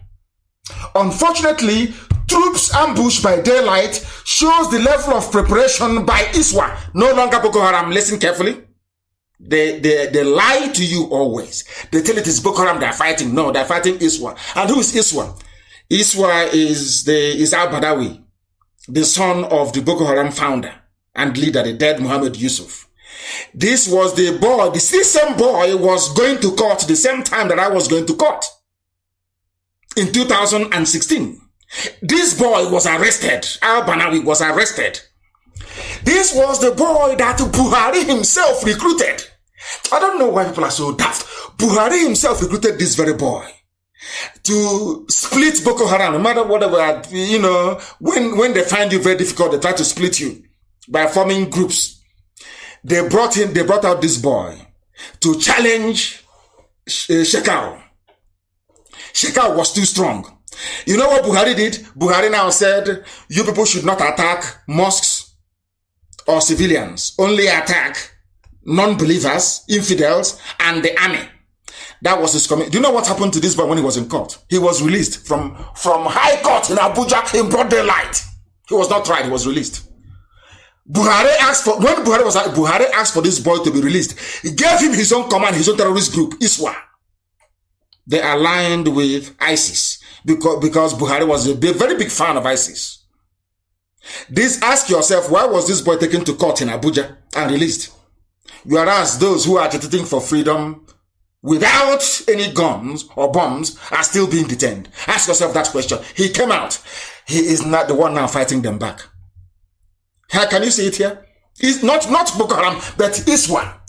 And the man is now warning that the commander is now telling DHQ, Defense Headquarters in Abuja, that this should not be taken lightly. Troops were also ambushed at Komala Axis on June 20th, and 11 soldiers were killed while escorting commuter vehicles. Please, Amaka, publish the pictures of those dead soldiers that the world may know that IPOB intelligence is one in town. Publish their pictures because we have them. Publish it that the world may know how formidable we are. Please note, listen on. Please note, number of IED incidents have also increased, suggesting that ISWA, that's ISIS, are initiating all available means to frustrate troops' incursions. As such, it is requested that air raids are initiated within Damboa axis to hit hard and neutralize reinforced terrorist camps and what they may have carted away. Do you know that? They defeat the army and they take the army equipment from the zoo. Are you aware of that? So I'm telling America and Britain, because they're all listening, all that equipment you provide to Nigerian army, they are now in the hands of ISIS in West Africa, ISWA. Because it's here, confirmed by the army. This is a telegram of the army. It's secret, but I have it. We have it. We are IPOB. And there is nothing they do we don't know. And they know it. Here it is. Boko Haram is bad. But you can see that the people who are actually bad is ISIS, not Boko Haram. You can see it here from the telegram. This could also, they are now asking for bombing raids to be carried out in their own land in the north. Remember what I told you in the year 2012? I told you in the year 2012 that everything that Biafra endured during the war, that our enemies will go through it. Today they are in IDP camps. They are suffering from malnutrition. They are being raped. They are women in IDP camps, yes? And they are now dropping bombs. The same thing they did, but they are now dropping bombs in the lands of the north. Everything that I told you. Everything that I told you about. And he said, number 3, respectfully forwarded for your information and necessary action, sir. This is from the battlefield to defense headquarters. And we intercepted it. We have their pictures and we have this very telegram as well. Or should I say a dispatch. And if you add to all this nonsense you have seen, Fulani at the helm of every security outfit, yet look at the scale of insecurity. And Britain is not talking. Nobody is saying anything. No, not at all. Because he's their favorite child who is in, or she, in the name of their favorite tribe that is in power. Fulani, they cannot do, to the British, the Fulani cannot do any wrong. They can kill everybody. Britain will say is farmer header clash. Or a natural phenomenon. That's what they will say. Unbelievable. Add to all of these things, the head of the National Assembly or Senate is a northern Muslim. The head of judiciary is a northern Muslim. The head of the courts of appeal, northern Muslim. And you are still in the zoo, shouting one Nigeria. Shame on to all of you, all of you. Why is it that some people do not see anything bad in this arrangement and in this development? Why can't people see something bad in it? The answer, in my own reckoning, is in the DNA of a black man. The satanic nature of a black man. Always gravitating towards evil. Always gravitating towards evil. Anywhere you see evil, you see a black man. You see them supporting evil. Shamefully and, should I say, hopelessly supporting evil. Look at the zoo. Nigeria, created by the British and given to you. I'm a proud Nigerian. I'm from Nigeria. I'm proud. Did you create Nigeria? It was created. It was created by the British. Not you. It is now DNA. Now, the full intention of the Fulani presidency is now clear for everybody to see. Is it in the lopsided arrangement? Is it in their overbearing domination of every apparatus of state? Every department they are there. I call it modern day Fulani colonialism. And some of you cannot see. Every day you come, you are begging them, oh, why don't you give us one slot? Give us one position now. And the funniest thing is that they are doing all these things without any recognized head of state. There is nobody who is the president. There is no vice. When was the last time you saw Sibajo? Nobody can tell me till today. You all know that very well, don't you? Fulani, they are doing all of these things to you without a head of state. Imagine when they have a proper head of state, what they would do to all of you. Now, do you understand? Now, do you understand? Now you know, don't you? It's the zoo. That is how they roll. That is how the zoo operate. That is how they roll. The zoo military, Fulani, they are getting ready for their full-scale jihad. They are still using the name of the dead Buhari regime, their Mr. President. When I hear people talk about Mr. President, I get very sick. The cowardly southern political class is doing exactly as they are told, because it was the Janjaweed that brought them out. It was Fulani that appointed all of them. They decide who goes and who doesn't. Look at Imo State, for example. Tells you all you need to know about the zoo. About the zoo. Oh dear. The day black people, supposedly educated black men, accepted to answer the name nigger as a name was the day we sealed our miserable fate. Nigeria. Awolowo was there. I think he went to school in America. He was in America. So he should have known what the word nigger meant. He came back, he said, I want to be the president of Nigeria. Very sad indeed. Only Biafra can save the black race. And this is the reason why Satan, Ekwensu, and all his agents are doing their best to distract us. They are doing their best to stop us. But they will continue to fail very woefully. Woefully, they will fail, as they have always failed. The zoo Nigerians, they think mere rhetoric can save them. Talking about presidency, let us restructure. They know. They have conveniently forgotten that this rogue Fulani regime means evil for everybody. You will all suffer and die in it unless you reason and become sensible now, not tomorrow. Now, not tomorrow. They control customs. Why did they control that? Let us tell you, somebody did a very good job. In fact, Dr. Abaziambe, that was what he wrote as his name. Let me tell you, he did a very beautiful work. Let me explain to you why they control you, why they have Fulani has control over your lives. I'm telling you, for some of you, the level of control that Fulani has over your lives, I don't think another thing has it. I'm telling you the truth. Listen, the Fulani, they control the customs so they can bring in weapons of war all the way to Kaduna Dry Port. That was why they did. They planned it very well, El Rufai and the dead Buhari. They planned it very well and they're executing it now. Dry Port in Kaduna. They control immigration so they can bring in as many Fulani fighters from across West Africa and North Africa as possible.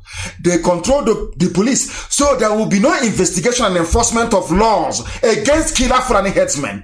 They control the National Assembly so there will be no adverse parliamentary proceedings against them. They control the DSS so that if you talk, they will shut you down. They control the judiciary so that once your case reaches the Supreme Court, it is dead. They control the army so that if you fight back, they will use federal resources to python dance you. They control the executive branch so they can dip into the national treasury to fund the Fulanization of Zoo, Nigeria. They control the Ministry of Information so they can control what you hear and set up their own radio station. They control Yoruba Muslims to make sure that the South stays divided. What other proof do you need? What other proof do you need, I ask you? None whatsoever. Now, to make matters worse, some of you may have forgotten, but it's our job to remind you. You keep forgetting, we keep reminding you. The Fulani, I'm going to quote verbatim, a statement by the Fulani Nationality Movement issued in KANU as a press statement on Saturday, January 13, 2018. You have all forgotten, but we have not. So we're going to remind you. Now, this is what the media really said. The Fulani Nationality Movement, FUNAM, F-U-N-A-M, after extensive deliberations on the state of the nation, we hereby make the following declaration. These are Fulani people, your fellow Nigerians, all of you are in your beautiful zoo together playing catch me and kill me with them. This is what they're saying, your fellow Nigerians. That we have asked all Fulani across West Africa to raise money and arms to prosecute the oncoming war. We call on all Fulanis to prepare for this holy war. There is no going back. All over the world, Nigeria is the only country given to Fulani by God. That the cattle colony is the only solution to this crisis. Whether the federal government or state governments accept or not, we have asked all Fulani headsmen all over West Africa to move to Nigeria and penetrate every corner for the upcoming jihad. We have asked them to be armed, since it seems it is the only language Nigeria understands. A statement by Fulani Nationality Movement, FUNAM, Saturday, January 13, 2018. And you would think, some will say, oh no, it's propaganda. Oh, they leave IPOB. They're always doing their propaganda. They are casting the government in a bad light. You know, that's why when they go out, they go to Vietnam, they tell the Vietnamese government, don't allow IPOB here. They're giving us, I'll get to that later. They're giving us problems. But that thing they said, the Fulani said in 2018, here now, in that same 2018, you know what they did? Benue belongs to Fulani headsmen by right of conquest. according to Daily Post. So you will not accuse IPOB. You will not say it is a Biafran newspaper. No. It's from a Nigerian newspaper. Benue belongs to Fulani headsmen by right of conquest. Professor Muhammad. And the people from Benue are still, they wake up in the morning and they say one Nigeria. And you're telling me that people are that well in the brain? Can you see it? They said to their people, come, come, come and conquer. They have come and they have conquered. It is here. They have come and they have conquered. Yes, as somebody said, they are playing Russian roulette, catch me and kill me. That's what we are doing with Fulani terrorists. If they catch you, if you're lucky, they behead you or they kill you, and the zoo continues the next day. The next news will come. Let us look at maybe Big Brother, or let us look at how things are going, how each celebrity is doing what. Confusing all of you, and you're being eaten up alive by the day. Unbelievable. Unbelievable. Who is responsible for this? Somebody from Middle Belt. It was Gowon that laid the foundation for the disease that everybody is suffering today.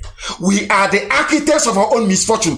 Today, Middle Belt is in trouble. They are turning it upside down. And who brought it about? A Middle Beltan, somebody from Gowon, a Christian for that matter. Look at the zoo today and where it is. We condone evil. I keep saying it.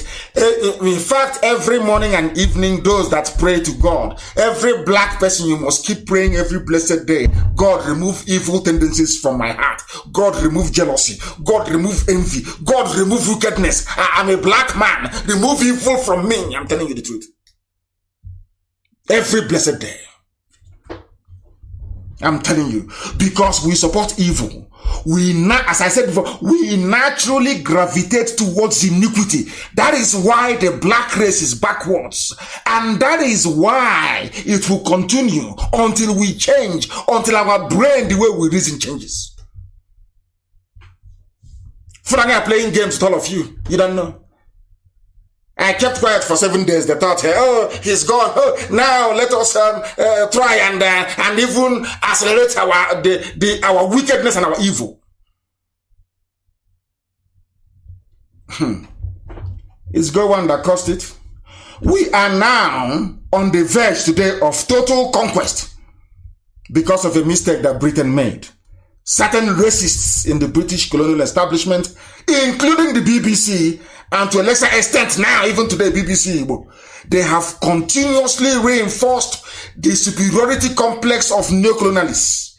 They denigrate, they subtly, very subtly, they insult and they demean you without anybody knowing. You think they're doing you a favor? Of course not. Very cleverly, of course I read in England, so I know their tricks. Very cleverly, they'll be insulting you and putting you down, but you will not know. And I tell you to an Afro breeze, you will not know. Like a house rat. As they are chewing the sole of your feet, they are blowing you breeze. So you won't feel a thing. The thing we don't know, of course we know. Why do you think IPOB is as strong as we are? Because we know everything. We know all their games. We know the games that they are playing. That is why today, when you hear about Zamfara, people are selling their houses to bandits in Zamfara. According to an emir, the emir of Guzo, people are selling their houses to bandits in Zamfara. Bandits are now landlords. Who are bandits? These are Fulani terrorists from Mauritania, from Mali. Just name it, from everywhere they have come. And you're still tomorrow morning, Nigeria, we need to reposition Nigeria. We need to restructure. When you know the solution lies in the complete dissolution of the damnable contraption. Black people are evil.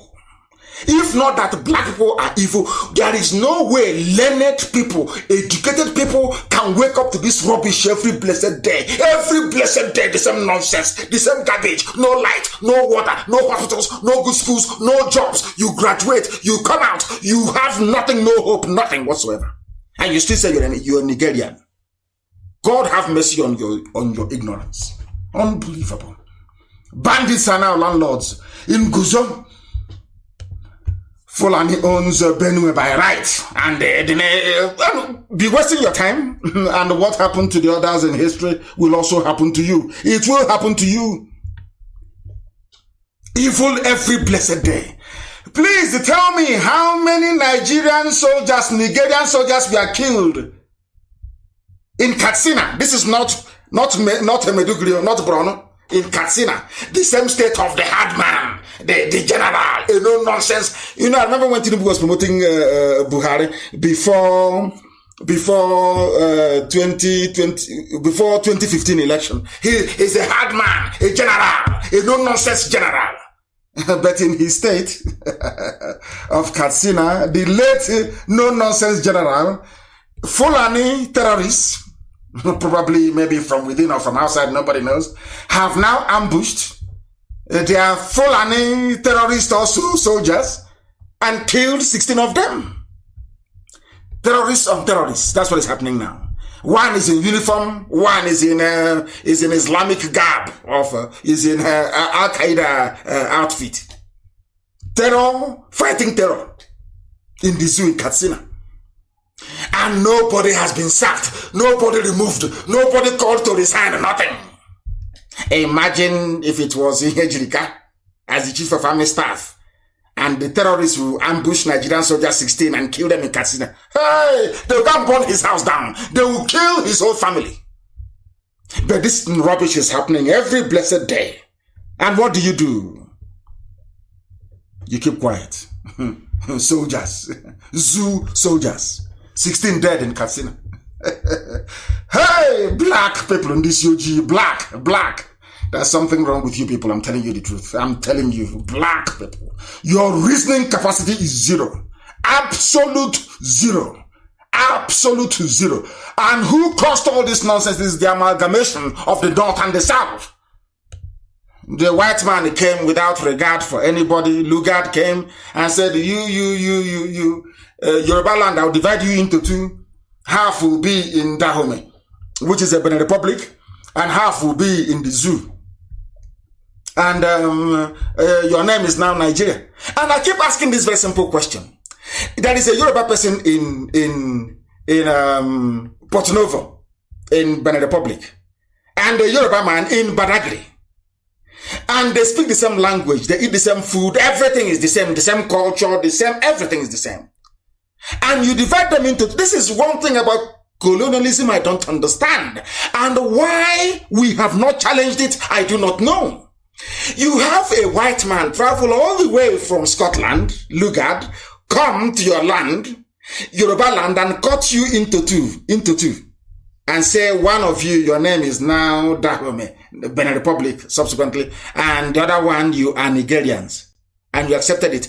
And that same white man now said, you that is a Yoruba man, Oduduwa man in Odua, man in Badagry, you are related to one Ahmed Kaparafi from Kanem Empire.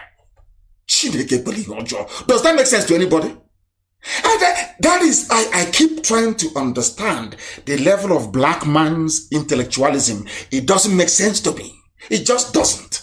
Now that the whole world is saying Black Lives Matter and reviewing all the atrocities of colonialism, why is it not possible for us now to say no? That even the Oduduwa people in Benin Republic and the Oduduwa people in the zoo, Nigeria, they are all one people. What is wrong with that, I ask?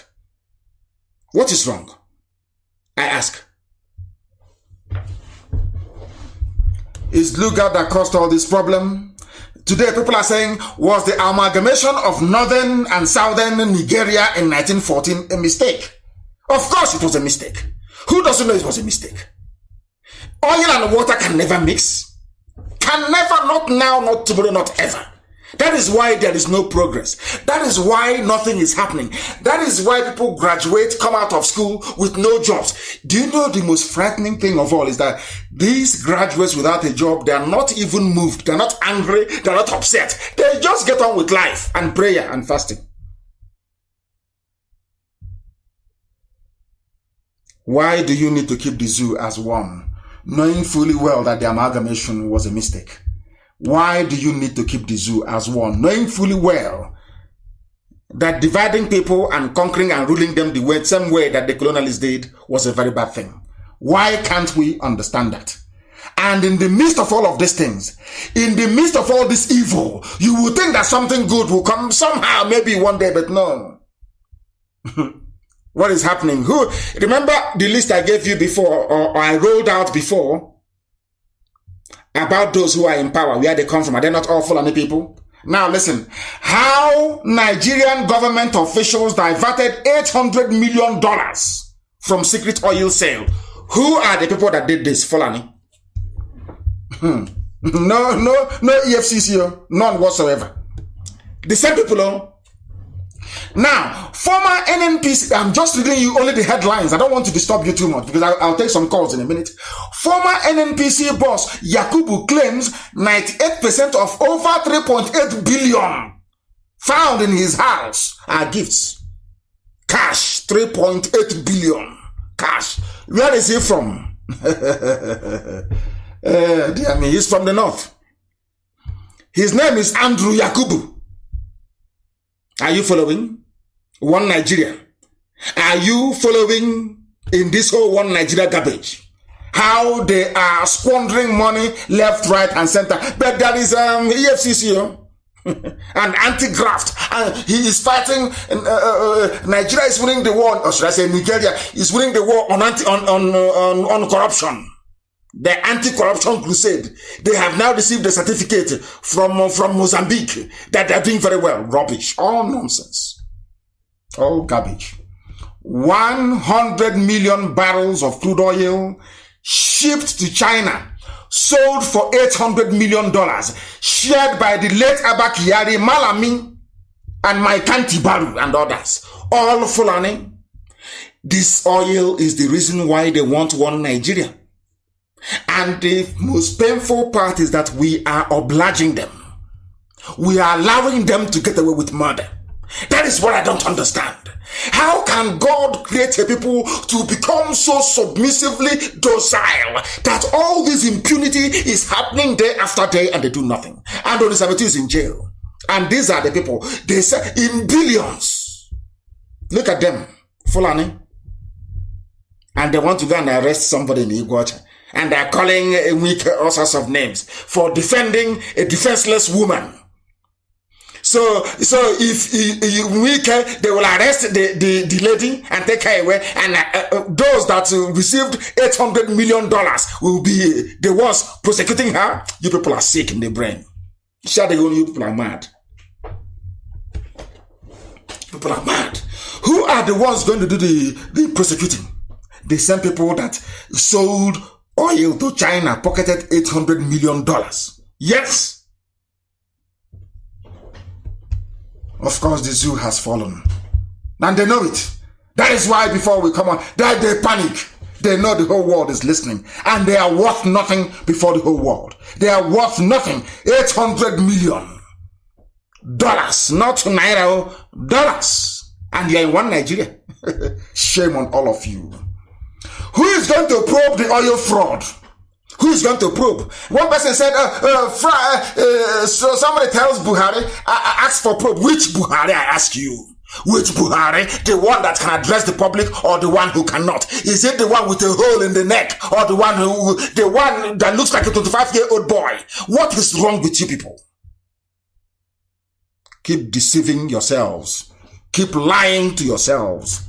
Zoo animals everywhere. Zoological Republic. Keep deceiving yourselves. Who is going to probe who? $800 million missing. And Onisamatu is in jail. For 400 million naira they gave him to run PDP campaign. This is the beginning. The zoo is crumbling left, right, and center, and they know it. Don't they know it? Of course they do. All the yappers, they will have something to yap about very soon. They will yap, they will run out of oxygen. Because we will give them something to yap about very, very soon. Look at the zoo, collapsing every day. They won't talk about it. 800 million Missing. These are the idiots begging for foreign aid, grant. They will go to World Bank, give us loan. They go to IMF, give us loan. But meanwhile, that is one thing about black people. Meanwhile, the money you have inside, you are siphoning. You're stealing it. You can see for yourselves. Can you see it? Can you see it? Fulani in power. Don't worry, in 2093, you people will vote for them again. By that time, we'll be out anyway. I have no time for these idiots. They think we have to put up with this rubbish? Is this how a nation is supposed to function, or a country? I'm asking you. Is this how a country is supposed to function? Some of you cannot answer. You can't answer, can you? Crude oil being shipped all over the place, asking for who is going to investigate who? Who? Is it Fulani? Investigating Fulani? How is that possible? How is that possible, I ask you? That these are a bunch of illiterates. Illiterates, they know nothing. If they were intellectuals, maybe I can enjoy it. They are nothing. They are nothing, absolutely nothing. Only to steal. Only to steal, only to steal, only to loot. The only thing Fulani knows is to loot every blessed day, stealing and killing. That's all they do. Kill and steal. That's all they do. And you idiots are talking about one Nigeria. Useless set of people. One of the few people that speaks up, that speaks the truth, His Eminence and Cardinal Anthony Olubumi Okoje has spoken. He has decried the level of corruption going on. He is crying over corruption. Of course, the man that I respect very much. His Eminence. He's crying over corruption. Him and Kuka Bishop Kuka is very outspoken man that I have regard for. They are crying over the level of corruption in the country. But mind you, that in 2015, the Obama and everybody said, we need Buhari in order to fight corruption. Today, His Eminence is crying over corruption. Everybody is crying over corruption. So what have they been doing for 5 years? Buhari before he died and those who are ruling in his name. Hey, black people. Black. Oh dear. He is saying this. Nigeria is supposed to be waging war on corruption. But they are more corrupt than the war. Hey, God in heaven. Those who are waging war on corruption are the ones selling crude oil and pocketing $800 million. And they are fighting corruption in the zoo. In the zoo. In the zoo. Unbelievable. Very, very sad indeed. In a statement, Okoje said EFCC is supposed to be part of the solution to the problem of corruption. But the twist of events has shown that the war on corruption has been lost. EFCC are now themselves corrupt. They came to fight corruption, but they are now themselves corrupt. Then why is Olisametu still in prison? I ask. All those who are keeping quiet, all those Igbo men and women who are keeping quiet over Olisametu. You see how the Fulanis are defending their own? They steal, they loot, they kill, and they defend their own. Only you people yapping rubbish all the time. As one brother wrote very eloquently, he said there are saboteurs everywhere, that every ethnic group have their own saboteurs, but there is something special about an Igbo Sabo. that an Igbo saboteur is a special breed altogether. Maybe I'll try and publish that very brilliant piece he wrote. I don't know what his name is. Somebody sent it to me. He said everywhere you have saboteurs, but Igbo Sabo is very special. Very, very clean and special. That his own Sabo is spiritual. Spiritual saboteur. What drives him or her, he or she wouldn't know. But sabotage is in their system. That is why an Igbo Sabo is very deadly. I've asked some of you before to go and watch the film Tears of the Sun. I keep saying this thing every blessed year. Tears of the Sun is a Bruce Willis movie. He was the lead actor in that very movie. It is about Biafra. Tears of the Sun is about Biafra. Go and try and watch it. And after watching that movie, I watched it in a movie theater in London. After watching that very movie, I came out, I think that was about 1997 or thereabout, that movie came out. Do you know, after watching that movie, I asked myself, how is it that Hollywood of all people, Bruce Willis, how come the scriptwriter knows that Igbo people are saboteurs? How it comes to them naturally. In that very movie, a Hollywood movie, the Sabo there betraying Ojukwu is an Igbo man. In a Hollywood movie. That tells you all you need to know. Now Sabo Gadere, that must be Sabo. He was there. And they asked him, he was shot dead, of course. They asked him, why are you betraying your head of state? He said, because his family was being held in Lagos. Go and watch that movie. In fact, Chinasa, all of you, go and look for Tears of the Sun. Cut out that bit where the Sabo was confessing. The Sabo was an Igbo man who was confessing. Go and bring it out and let the whole world see it. So that all the Sabo you're seeing today, they are all, by nature, they are there. If Hollywood knows, then so should you.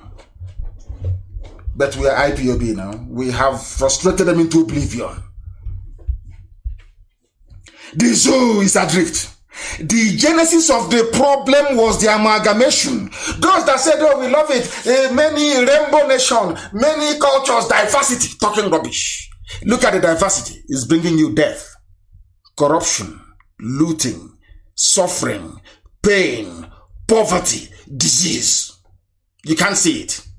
Maybe your family is benefiting from the loot, or maybe you're one of those they gave an oil well to, and you're yapping rubbish and defending evil. You will defend evil because you're a black man. It is in your nature as a black person to defend evil. It is in your nature. And so as we were discussing, I had a very important meeting earlier today. And as we were discussing about Sabo and their spread around where we come from. And the fact of the matter is this. Our people are very, very competitive by nature. But they don't know when they stray from being competitive to being very jealous. And most Igbo men are given or prone to jealousy because they are naturally competitive. They say to themselves, oh, that man who is there, I wish I'm the one who is there, or I wish it's my son or my daughter who is doing it. And from there, wanting to be there, which is a very legitimate aspiration, to better yourself, to be somebody you are not. And once they find out that they cannot meet that very standard, they go into sabotage. That's the way they are. It's in their nature. Nobody can take that away from an Igbo man. It's how they are. That's how they are wired. If they try to be like you and they cannot be like you, the next thing is envy. And another thing is, what do I do to bring him down to my level? That's the way they are. It's in their nature. You can't take it away from them. That's how they are. That IPOB is one very strong family. Indivisible and unbreakable. Unbreakable. And at last somebody has spoken. And spoken the truth that everybody wants to hear. Professor, a man that I have respect for as well. Professor Banji Akintoye. And I wish they can facilitate this Oduduwa Republic very quickly. They are the ones I want to work with. Those in Oduduwa, pursuing Oduduwa, are the people that I want to work with. Not just telling me about restructuring and fixing Nigeria, no. Those Oduduwa people that are pursuing Oduduwa Republic, they are the ones I want to work with. No other group. Professor Akintoye said restructuring is not the solution. Of course not. It is not and can never be. He has spoken. I believe our leaders from the four zones are Femi Fere, Ohaneze, Pandev, and Middle Belt Forum, who have put this forward, believe that it was a way of compelling Buhari, of course a dead man, to at least effect some structural reforms in the system. But it hasn't happened. And he has no hope. That they asked him, you mean that restructuring is no longer a solution to Nigeria's problem? He said yes, because it's too late. We have passed beyond the point of politics. A section of the country is actually trying to conquer the other part of the country. And this is an Oduwa man saying this. He's the one saying this. Not me, Professor Akintoye is the one saying this. Not NNAMDI KANU. No, of course not. I'm only quoting him what he said. Restructuring is the argument of politics. It is not a response to war. The Fulanis have brought war, and you're discussing politics, and they are conquering you. They are cutting up your daughters into pieces. And you cannot see it. Sabo is blind. Sabo can never see it. They cut up your daughters in your villages, and they spread the parts all over the place. Sabo, can you see? No, you can't. Professor Akintoye is telling you that the Fulanis are speaking the language of war. And you, with your stupid restructuring, you are speaking the language of politics. Who do you think will win? I like what he said so much. I love it. I love the words he used. You don't use the language of politics to address a war situation. That is why they are conquering all of you. One after the other. And that is why the zoo, in desperation, are now targeting IPOB family members in Vietnam, because we are all over the world. And it is also a source of envy for people that IPOB, we are the largest mass movement in the world. When we march, the earth shakes, of course. Who doesn't know that? Who doesn't know that? Our people in Vietnam, I received this very correspondence that our people in Vietnam are in very great danger because people working in the zoo embassy in Hanoi are conniving with the Vietnamese government, bribing them and giving them money. They sell all this illicit oil. They have promised to give oil to Vietnam, so they can start the deportation of our people, so they can start the imprisonment of Biafrans in Vietnam. They sent pictures to the Vietnamese immigration and police. And some of our people were invited to immigration office in Ho Chi Minh City and forced to sign an undertaking stating that there will be no more IPOB activities in Vietnam, or that our insignia should not be showed, and we are going to take them to court in Vietnam. We are going to get a top human rights lawyer. We'll take them to court in Vietnam. It is their country, yes. But Biafra must exist. Is it not the same Vietnam that fought USA? You fought France and USA for your independence, didn't you? Vietnam. That now you want to come and support evil. It cannot happen. We'll take them to court in their own land. And that's what we're going to do. And I have a very, I would want some clarifications, I would say, on what is actually happening in the West. Because we have our coordinator, Tari Nemi, who is the coordinator of the Western region, and I want to bring him to tell the whole world what is happening. The whole world is actually listening. Tari Nemi, can you hear me? Yes, I can hear you. Good evening from here, sir. Good evening to you. Can you tell us precisely what is happening in the Western region and how you intend to fix it? Okay. In the Western region, we've been having some challenges, though we've also measured some level of success so far. What are those challenges you're having? Hold on. What are those challenges you're having? Okay, the challenges we are having, it seems to be like some people have decided to have a parallel government in the West here as a result of the previous leader. And these people are just working on their own differently and going against every instruction that comes from the leadership. Now hold on for a second. Let me go back to our opening this very evening about black people and lack of discipline. If your administration is over, or for some reason your services are no longer required, you go away quietly. You may be recalled the next day. Some of you are so daft and so foolish. Do you know how many times our Biafran national coordinator was suspended from IPOB? Is our national coordinator today?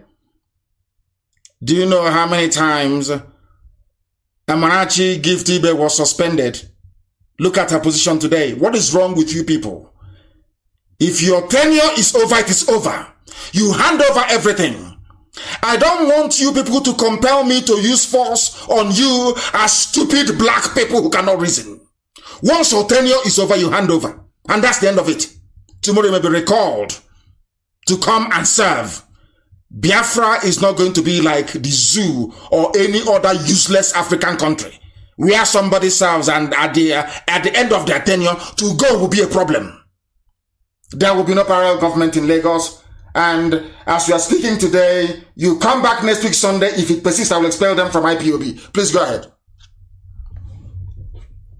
Thank you very much, sir. Is that it? Do you have anything else to tell us about what is happening in the West?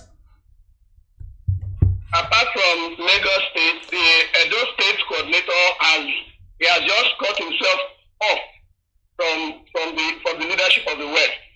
He told me emphatically that he's not ready to work with me. The Edo State coordinator, MAZI, that he's not ready to work with me. He doesn't want to open his state to the leadership. He said that except I work with him alone, that I cannot have access to know his team that he's working with. So he has just cut himself off, and for close to a month now, he has not been attending our meetings. Edo State coordinator is an old boy. Is one of us from the beginning, and I saw him as a hardcore. I will instruct the relevant line managers to be able to look into this very matter. And I would suggest you refer it to the Conflict Resolution Committee so they can hear both sides of the story. You have said what's happened. Then when he goes to the Conflict Resolution Committee there, he will tell us exactly why he adopted the position that he adopted. But I must make it very, very clear that people must be loyal and obedient to their superior, because IPOB is a mass movement under strict command and control rules. You must obey your superior, and they understand that, and that is what is going to happen. And as I said, you will refer this very matter to the Conflict Resolution Committee, and there they will look into it and come to a resolution within the next 7 days. Thank you very much for being with us, and continue the very wonderful work that you're doing. That is NNAMDI. And as I said earlier, it was my intention to try and open the lines for a little bit to see if our people may have one or two contributions to make. If you have anything to say, you can say that now, or you can call our lines now as usual. And the time now is approximately 12 minutes past 9 p.m. in the land of Biafra. If you have anything to say, or should I say any contribution to make, you are at liberty to do so.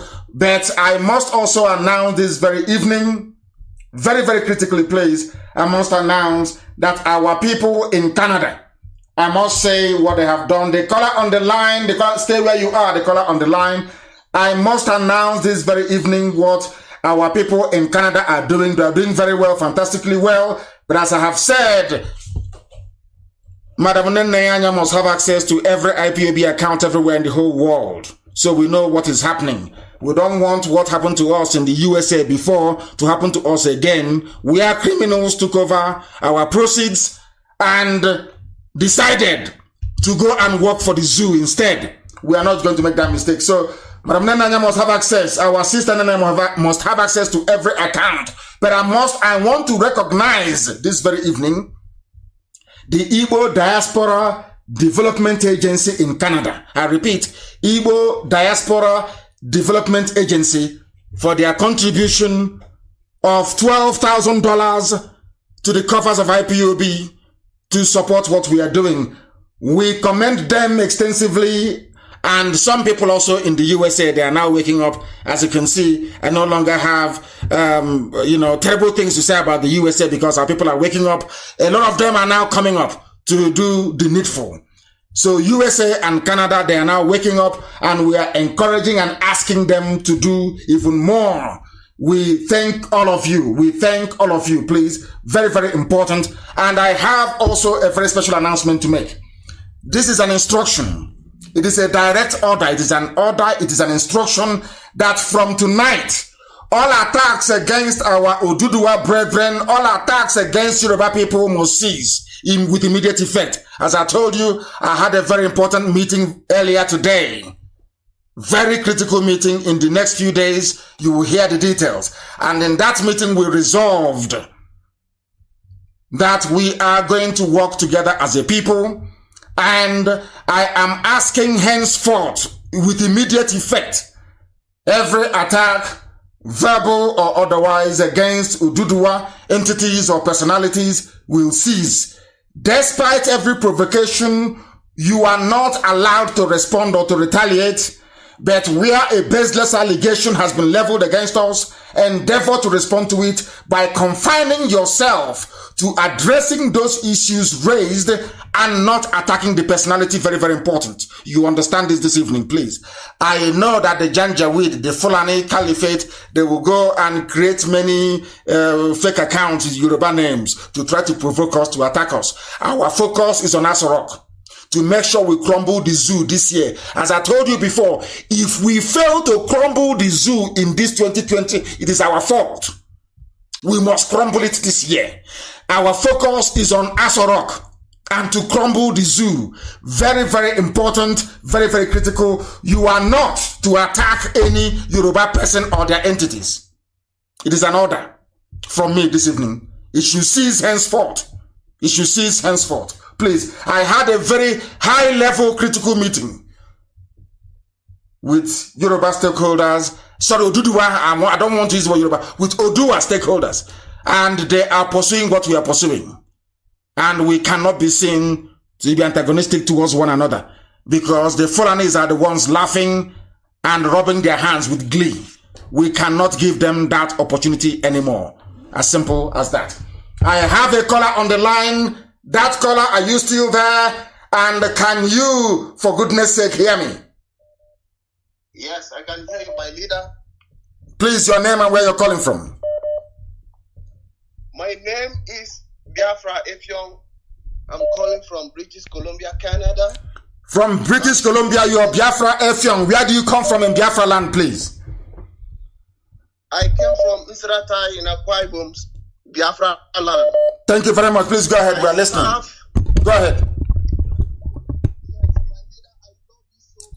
You have gone silent. Yes, go ahead. Everything. I love you so much, my leader. I've been following you for so long time, 2012 till today. I've been a person that I met you before when I was in Malaysia. You have been a great man, and God have used you to celebrate the whole world. I love you, and there is no person can block this or can stop this movement. My leader, you are the man that God sent, and you told us that this struggle is whiter than snow. And I believe that, and I've been working with my own capacity to make sure this Biafra restoration come to reality. I was the one who started the IPOB in Philippines. Wow. I started the IPOB in Philippines before I now hand over, before I moved down to Canada. So the Philippines is working strong. Yes, it is. So I have been an assistant coordinator here in British Columbia. But my leader, I follow you because of what you said. I didn't follow you because of, I just follow, I know I don't want to go to the detail, but I just want to thank you, and I'm overwhelmed to speak with you. But there's a small thing I want to beg you, please. Go ahead. Because in your leadership, sometimes people don't understand. Of course, in all the family, you might have maybe a child or that might not like to follow your instruction. They might be causing confusion. Yes. Now, Akwa Ibom State is having a very big problem, which you might not know the details. But I call my family, because I even put the radio Biafra satellite in my compound there, and also have some information there. My family have given me information. So the Akwa Ibom has problem with coordinator issues. My family is reporting to me. Very, very bad. And I don't want to put my people in the danger. So please, they said they don't want the coordinator that is working now. It's causing a lot of problems. You don't want to work with anybody. And they even write him a letter asking him to work with every other person. I personally see every other coordinator that has signed that letter. I also signed with my hands. This guy refused to work with anybody.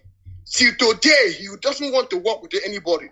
My leader, please, I know this Biafra we want is democracy. It is not something that people will say, this person we don't want. And they will force that person to be. I don't know. We don't want something that happened to Imo State to when they force Uzodimma give Imo people. Now, the Akwa Ibom said they don't want this guy. This person don't want to work with anybody. My leader, I'm begging you, I'm on my knee. I cannot work for Biafra to restore. Then my own Biafra in Akwa Ibom is down. I was expecting Akwa Ibom Biafra to be even more stronger than Abia State or any other part of Akwa Ibom. The second in command was Philip Effiong. He was a man that I love so much. And God rest you. God rest you. People were saying that, hey, you cannot follow Igbo man. Igbo man always cheat, do all those things. But God stand with you. They give you everything, you refuse. And that idiot they call Irwanya, I could remember when he was talking on Radio Biafra, that any day he goes against the rule and the regulation of IPOB, that if they suspended him, he will go to the floor member. But today, Irwanya is causing confusion. Irwanya is causing problem everywhere because he was suspended, because he wanted to hijack the government of IPOB. He will never better for him. He took oath, and that oath will follow him till his generation. I am Biafra Effiong speaking. I know him. If you can play back, if they can play back the radio that he was speaking from 2013 to 2014, you will hear him very clear. How do we know Idwanya? We know that idiot from Radio Biafra. He was nobody. He was nobody. He was nobody. Let me tell you one thing about saboteurs. A saboteur doesn't have relevance. If you mention a saboteur's name, you give them relevance. So just ignore every saboteur you may have come across. Our work, we are on schedule. Our work is going on. It is unstoppable. Don't mind it. Do you have them? I said there was a Hollywood movie. I want everybody to go and watch Tears of the Sun. In that Hollywood movie, the only saboteur there was an Igbo man. So don't be surprised. Okay? We are moving forward. My happiness is that God in heaven, Chukwokika structured IPOB in such a way that it's unbreakable. It doesn't matter who you are. You live, and IPOB continues to work strong. Since IPOB did not fall when I was detained illegally, did not fall when I was in prison, did not fall when they came to kill me. Oh, come on. Nothing can stop IPOB. I thank you very much, my dear brother. I have heard what you've said, and we are going to do the best we can to resolve the issues in Akwa Ibom as one family. Akwa Ibom is very strong. Very, very strong. I have a caller again on the line. That caller, can you hear me? This is Radio Biafra. We are live and direct. Please go ahead. No. He is. You are listening to your system, and I don't like it. When you call us, you don't listen to your system. Please, you don't do that. I have a caller on the other line. Can you hear me? Hello. Yes, raise your voice, your name, and where you're calling from, please.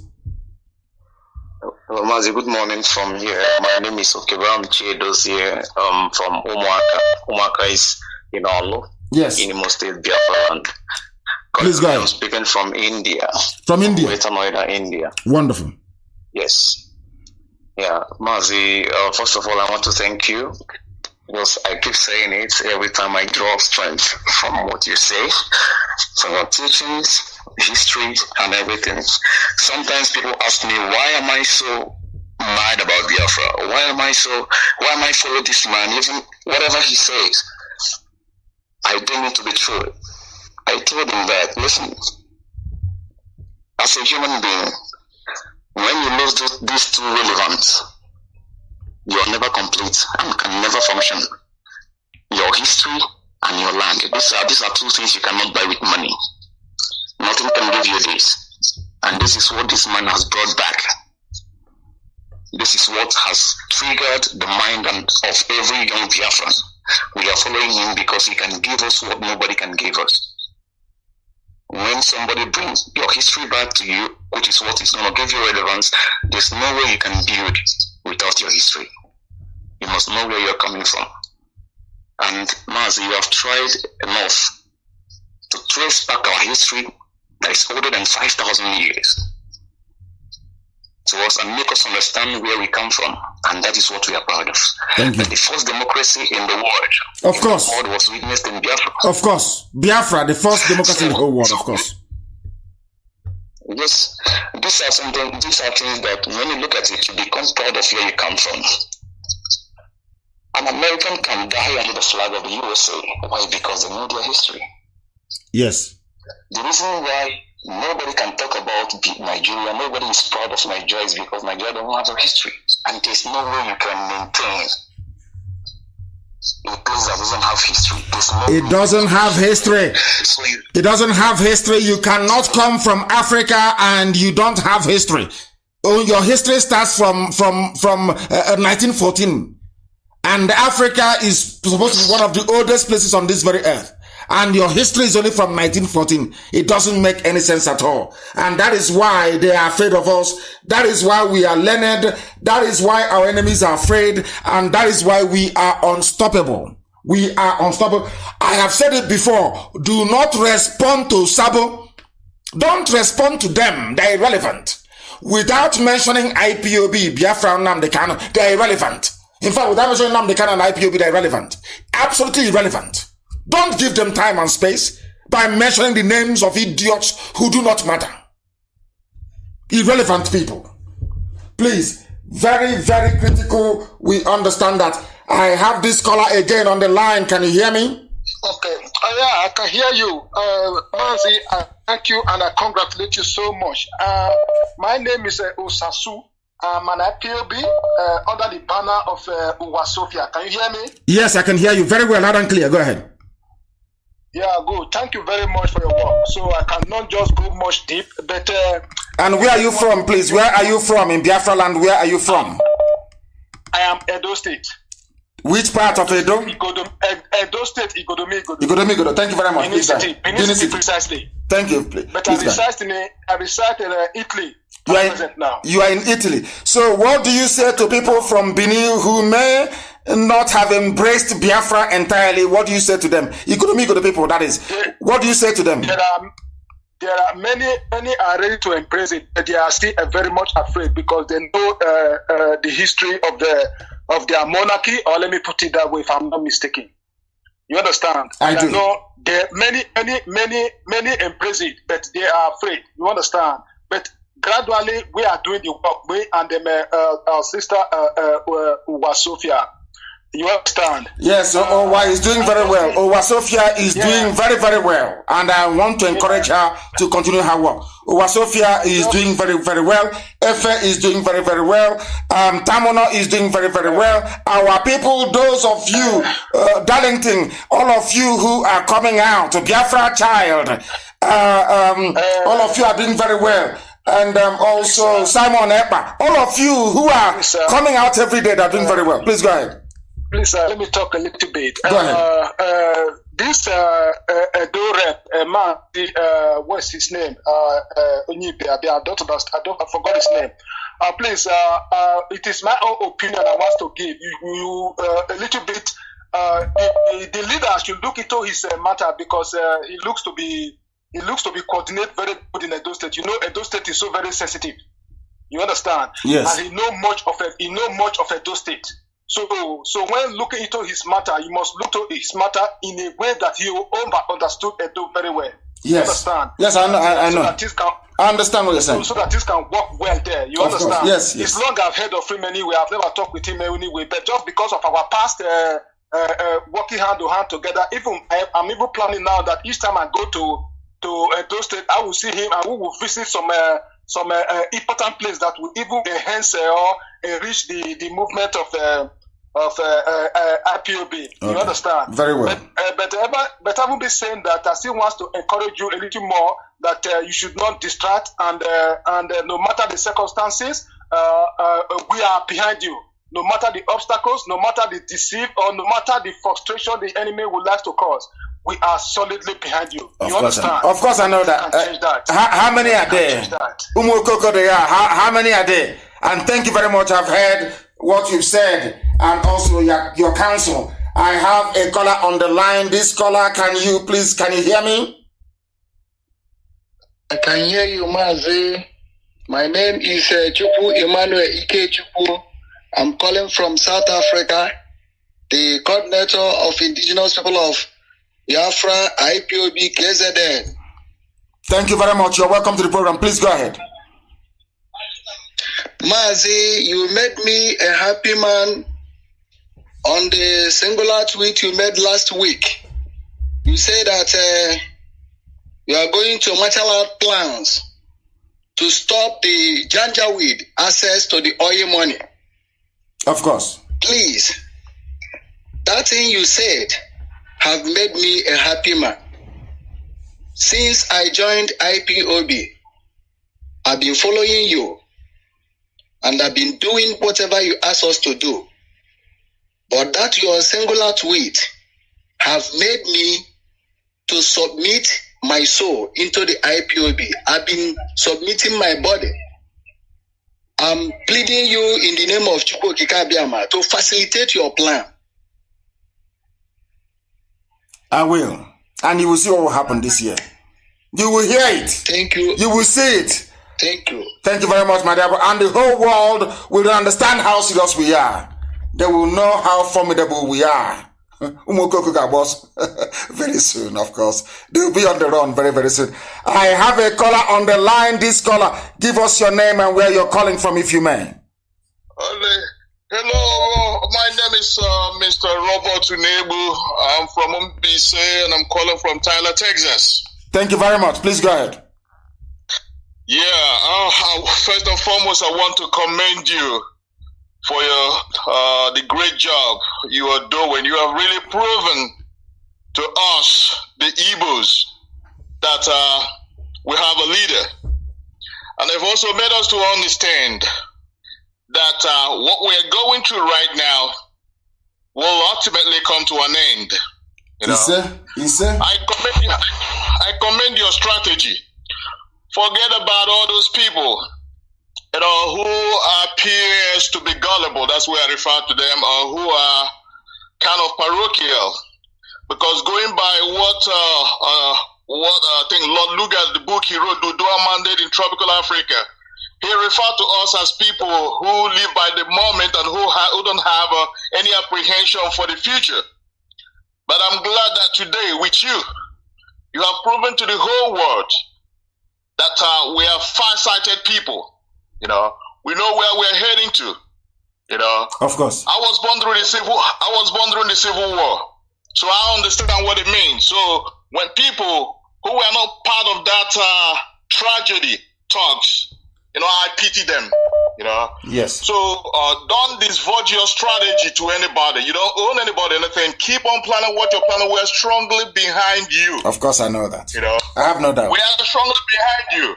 So the sabotage, as you said, is just their existence is just temporary. You know, if you give them attention, you give them relevance. That is true. They don't need it. You know, so keep on focusing. And with respect to what the Fulanis are doing right now, I believe that your strategy of mobilization and sensitization and conscientization of our people should be ongoing. You know, we are helping with respect to that because so many of our people appears not to understand the agenda of the Fulanese. You know, yes. So, I mean, taking you a little bit back on history, in 1967, I have the clip. Ojukwu, after the Aburi Accord was asked, yes, was asked what he feels are the plans of the Fulanis. He said that their agenda never changes. It never. The only thing is that they change the strategy. Never. The agenda is the same for Fulani. Always the same, to conquer, to subdue and to subjugate. They change their tactics from time to time. You know, now with the corruption scandal that have emerged themselves into, that trying to find a way to divert attention, thereby focusing right now on what is happening in NDDC. That's a strategy.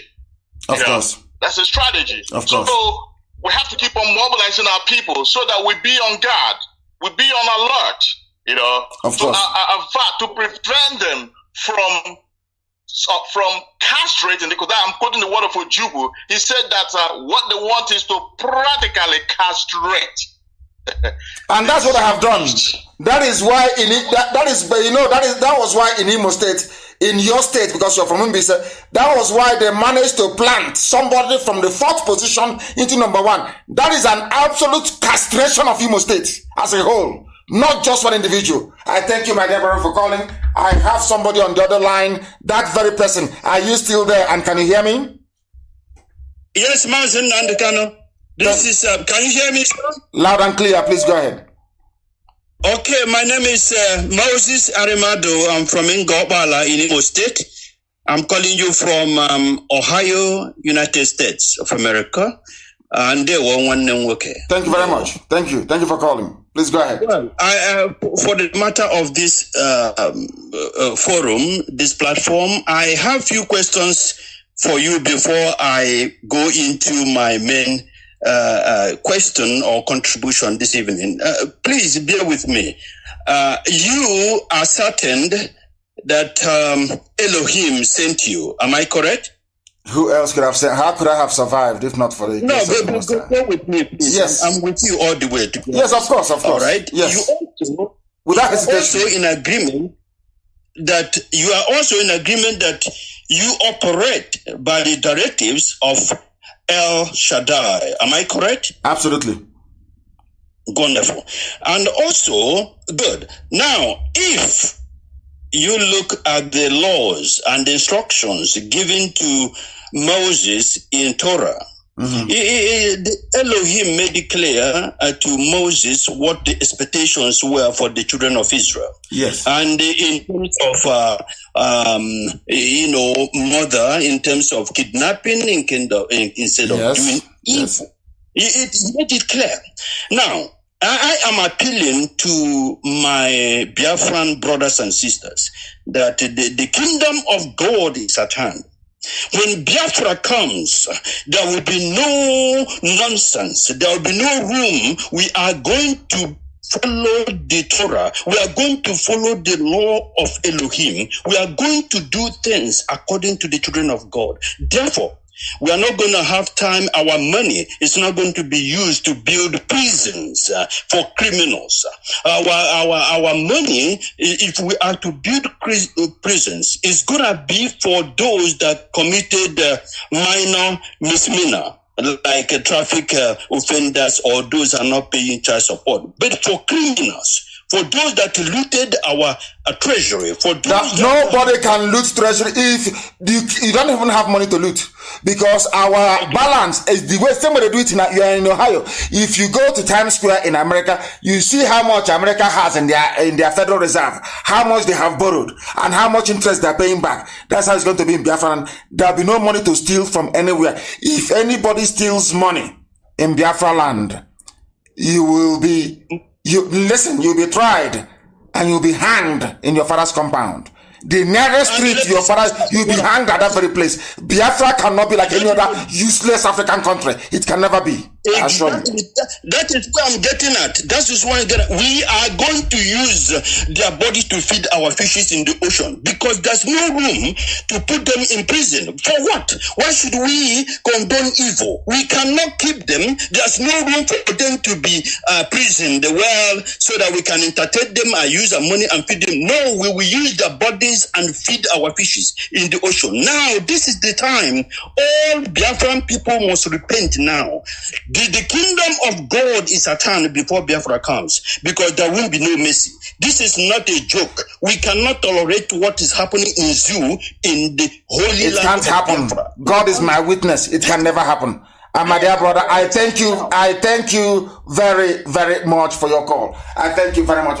Biafra land, we are not going to condone any nonsense. You must be dreaming. If you think you're going with siren, you know there'll be no siren in Biafra land except ambulance, police. Only ambulance, police, and who else will have ambulance and fire service? Only. Even the head of state, there'll be no siren for you. Because you be like any other person. There'll be no siren in Biafra land for anybody, commissioner, your governor. Rubbish. You are like any of us. So any day you mess up, we take you out of office. If you say you won't go, we'll drag you out of that place. There'll be no armed escort. No siren for anybody except for fire service, for police, and for ambulance. If you don't know, anybody thinking that Biafra is going to be like the zoo, then you're dreaming. You better stay in your useless zoological republic. The caller on the line, can you hear me? The world is listening. Your name and where you're calling from, please. Hello, Mazi, good evening, sir. Good evening to you. Mazi, my name is Chimeze, calling from Germany. Go ahead. Chimeze, go ahead. Yeah. Mazi, I don't know if our people have committed any offense that make many countries treating us bad anyhow. No. It is not an offense. It is what the zoo is. That's what they do best. It is called castration, as our brother quite rightly said from the caller from Texas. It is called, that is what the Fulani does. You don't know Fulani. People don't know these people. We know them very well. That is what they do. They instigate. They go behind the back and they instigate. That's what Fulani does. That's what they do. That is why tonight they will not be happy. Tonight that I have announced that from now going forward, we are no longer going to attack any Yoruba. No Oduduwa person will be attacked. You see, they won't be happy about it. That's who they are. They instigate. Please go ahead. Well, guys, I don't have much to say, but only that maybe things I need to say, but I don't. Then try and call me off air, please. When I'm off air, you can call. Maybe that is the best way for us to proceed. I thank you very, very much for calling, my dear brother. I thank you very much. I have another caller on the line. Let me see if I can get hold of them. This caller on the line, can you hear me? If so, give us your name and where you're calling from. For the last time, the caller on the line, can you hear me? No, they cannot hear me. The caller on the line, can you hear me? Your name and where you're calling from? No, they cannot hear me either. And that brings us to the end of tonight's program. It brings us to the end of tonight's program. Somebody is still trying to call. Let's see if we can get... The caller on the line, can you hear me? Good evening, Mazi. Good evening to you. Please, your name, raise your voice, your name and where you're calling from, please. Okay, my name is Shitu Oladapo. I'm in Papua. Please go ahead, Shitu. I'm a massive fan of... You're welcome to the program. Shitu, go ahead. We're listening. Okay. Yeah, I would like to say I really like what you're doing with IPOB and the struggle. It has opened the eyes of a lot of us. But what I notice is that Biafra needs to focus on the people of the Niger Delta. That's 13% that the Janjaweed are giving to them. Is what they feel they can, they feel they are okay with it. You understand? Yes. Even a Yoruba person, I engage with people from the so-called Niger Delta. Yes. I tell them that why don't you want Biafra? They'll be like, no, Igbo will dominate us, all that rubbish. And because they are getting 13%. So I don't know. I think IPOB needs to do a lot of work on the Niger Delta. We have the thing is that we don't have any Niger Delta to start with, Chitu. And which state do you come from in Yoruba land? Which state do you come from? I'm from Kwara State. We are one of the oppressed people. Oh my goodness! I'm a Yoruba man from Kwara State. Oh my! Your situation is even worse than most of us. I'm also a massive fan. I'm also a follower of Uchime for your deputy. Thank you very much. Thank you very much. At least this is one thing that I like about certain people in life. Despite everything we have said in the past about the Oduduwa people in Kwara State, people still can see beyond the rhetoric to get to the actual substance of what we are saying in Radio Biafra. That is for the benefit of everybody. To us, my dear brother, we don't have anything like Niger Delta. They don't exist. Opobo is Igbo land. It doesn't exist. It does not. We are all the same people. We have different languages. Sometimes a slight variation in culture. But every ethnic group will be on their own in Biafra land. Nobody will have the right to go into another ethnic group to tell them what to do. So all the debate and argument about domination doesn't exist. It just doesn't exist. You know, if tomorrow... Do you know that no Igbo man even signed the amalgamation of Nigeria? Of course, we know that. We know. In Biafra land, it was only the Obong of Calabar. Yes, that is true. That is true. We never signed, and we have a document. We have a document that they actually secreted later. Ibeku, my clan, where I come from, we never signed. So I can go to court and convincingly argue that Ibeku is not a part of Nigeria because we have all those that signed. We know all the warrant chiefs that signed. Ibeku was not one of them. We never signed up to anything at all. So you are right.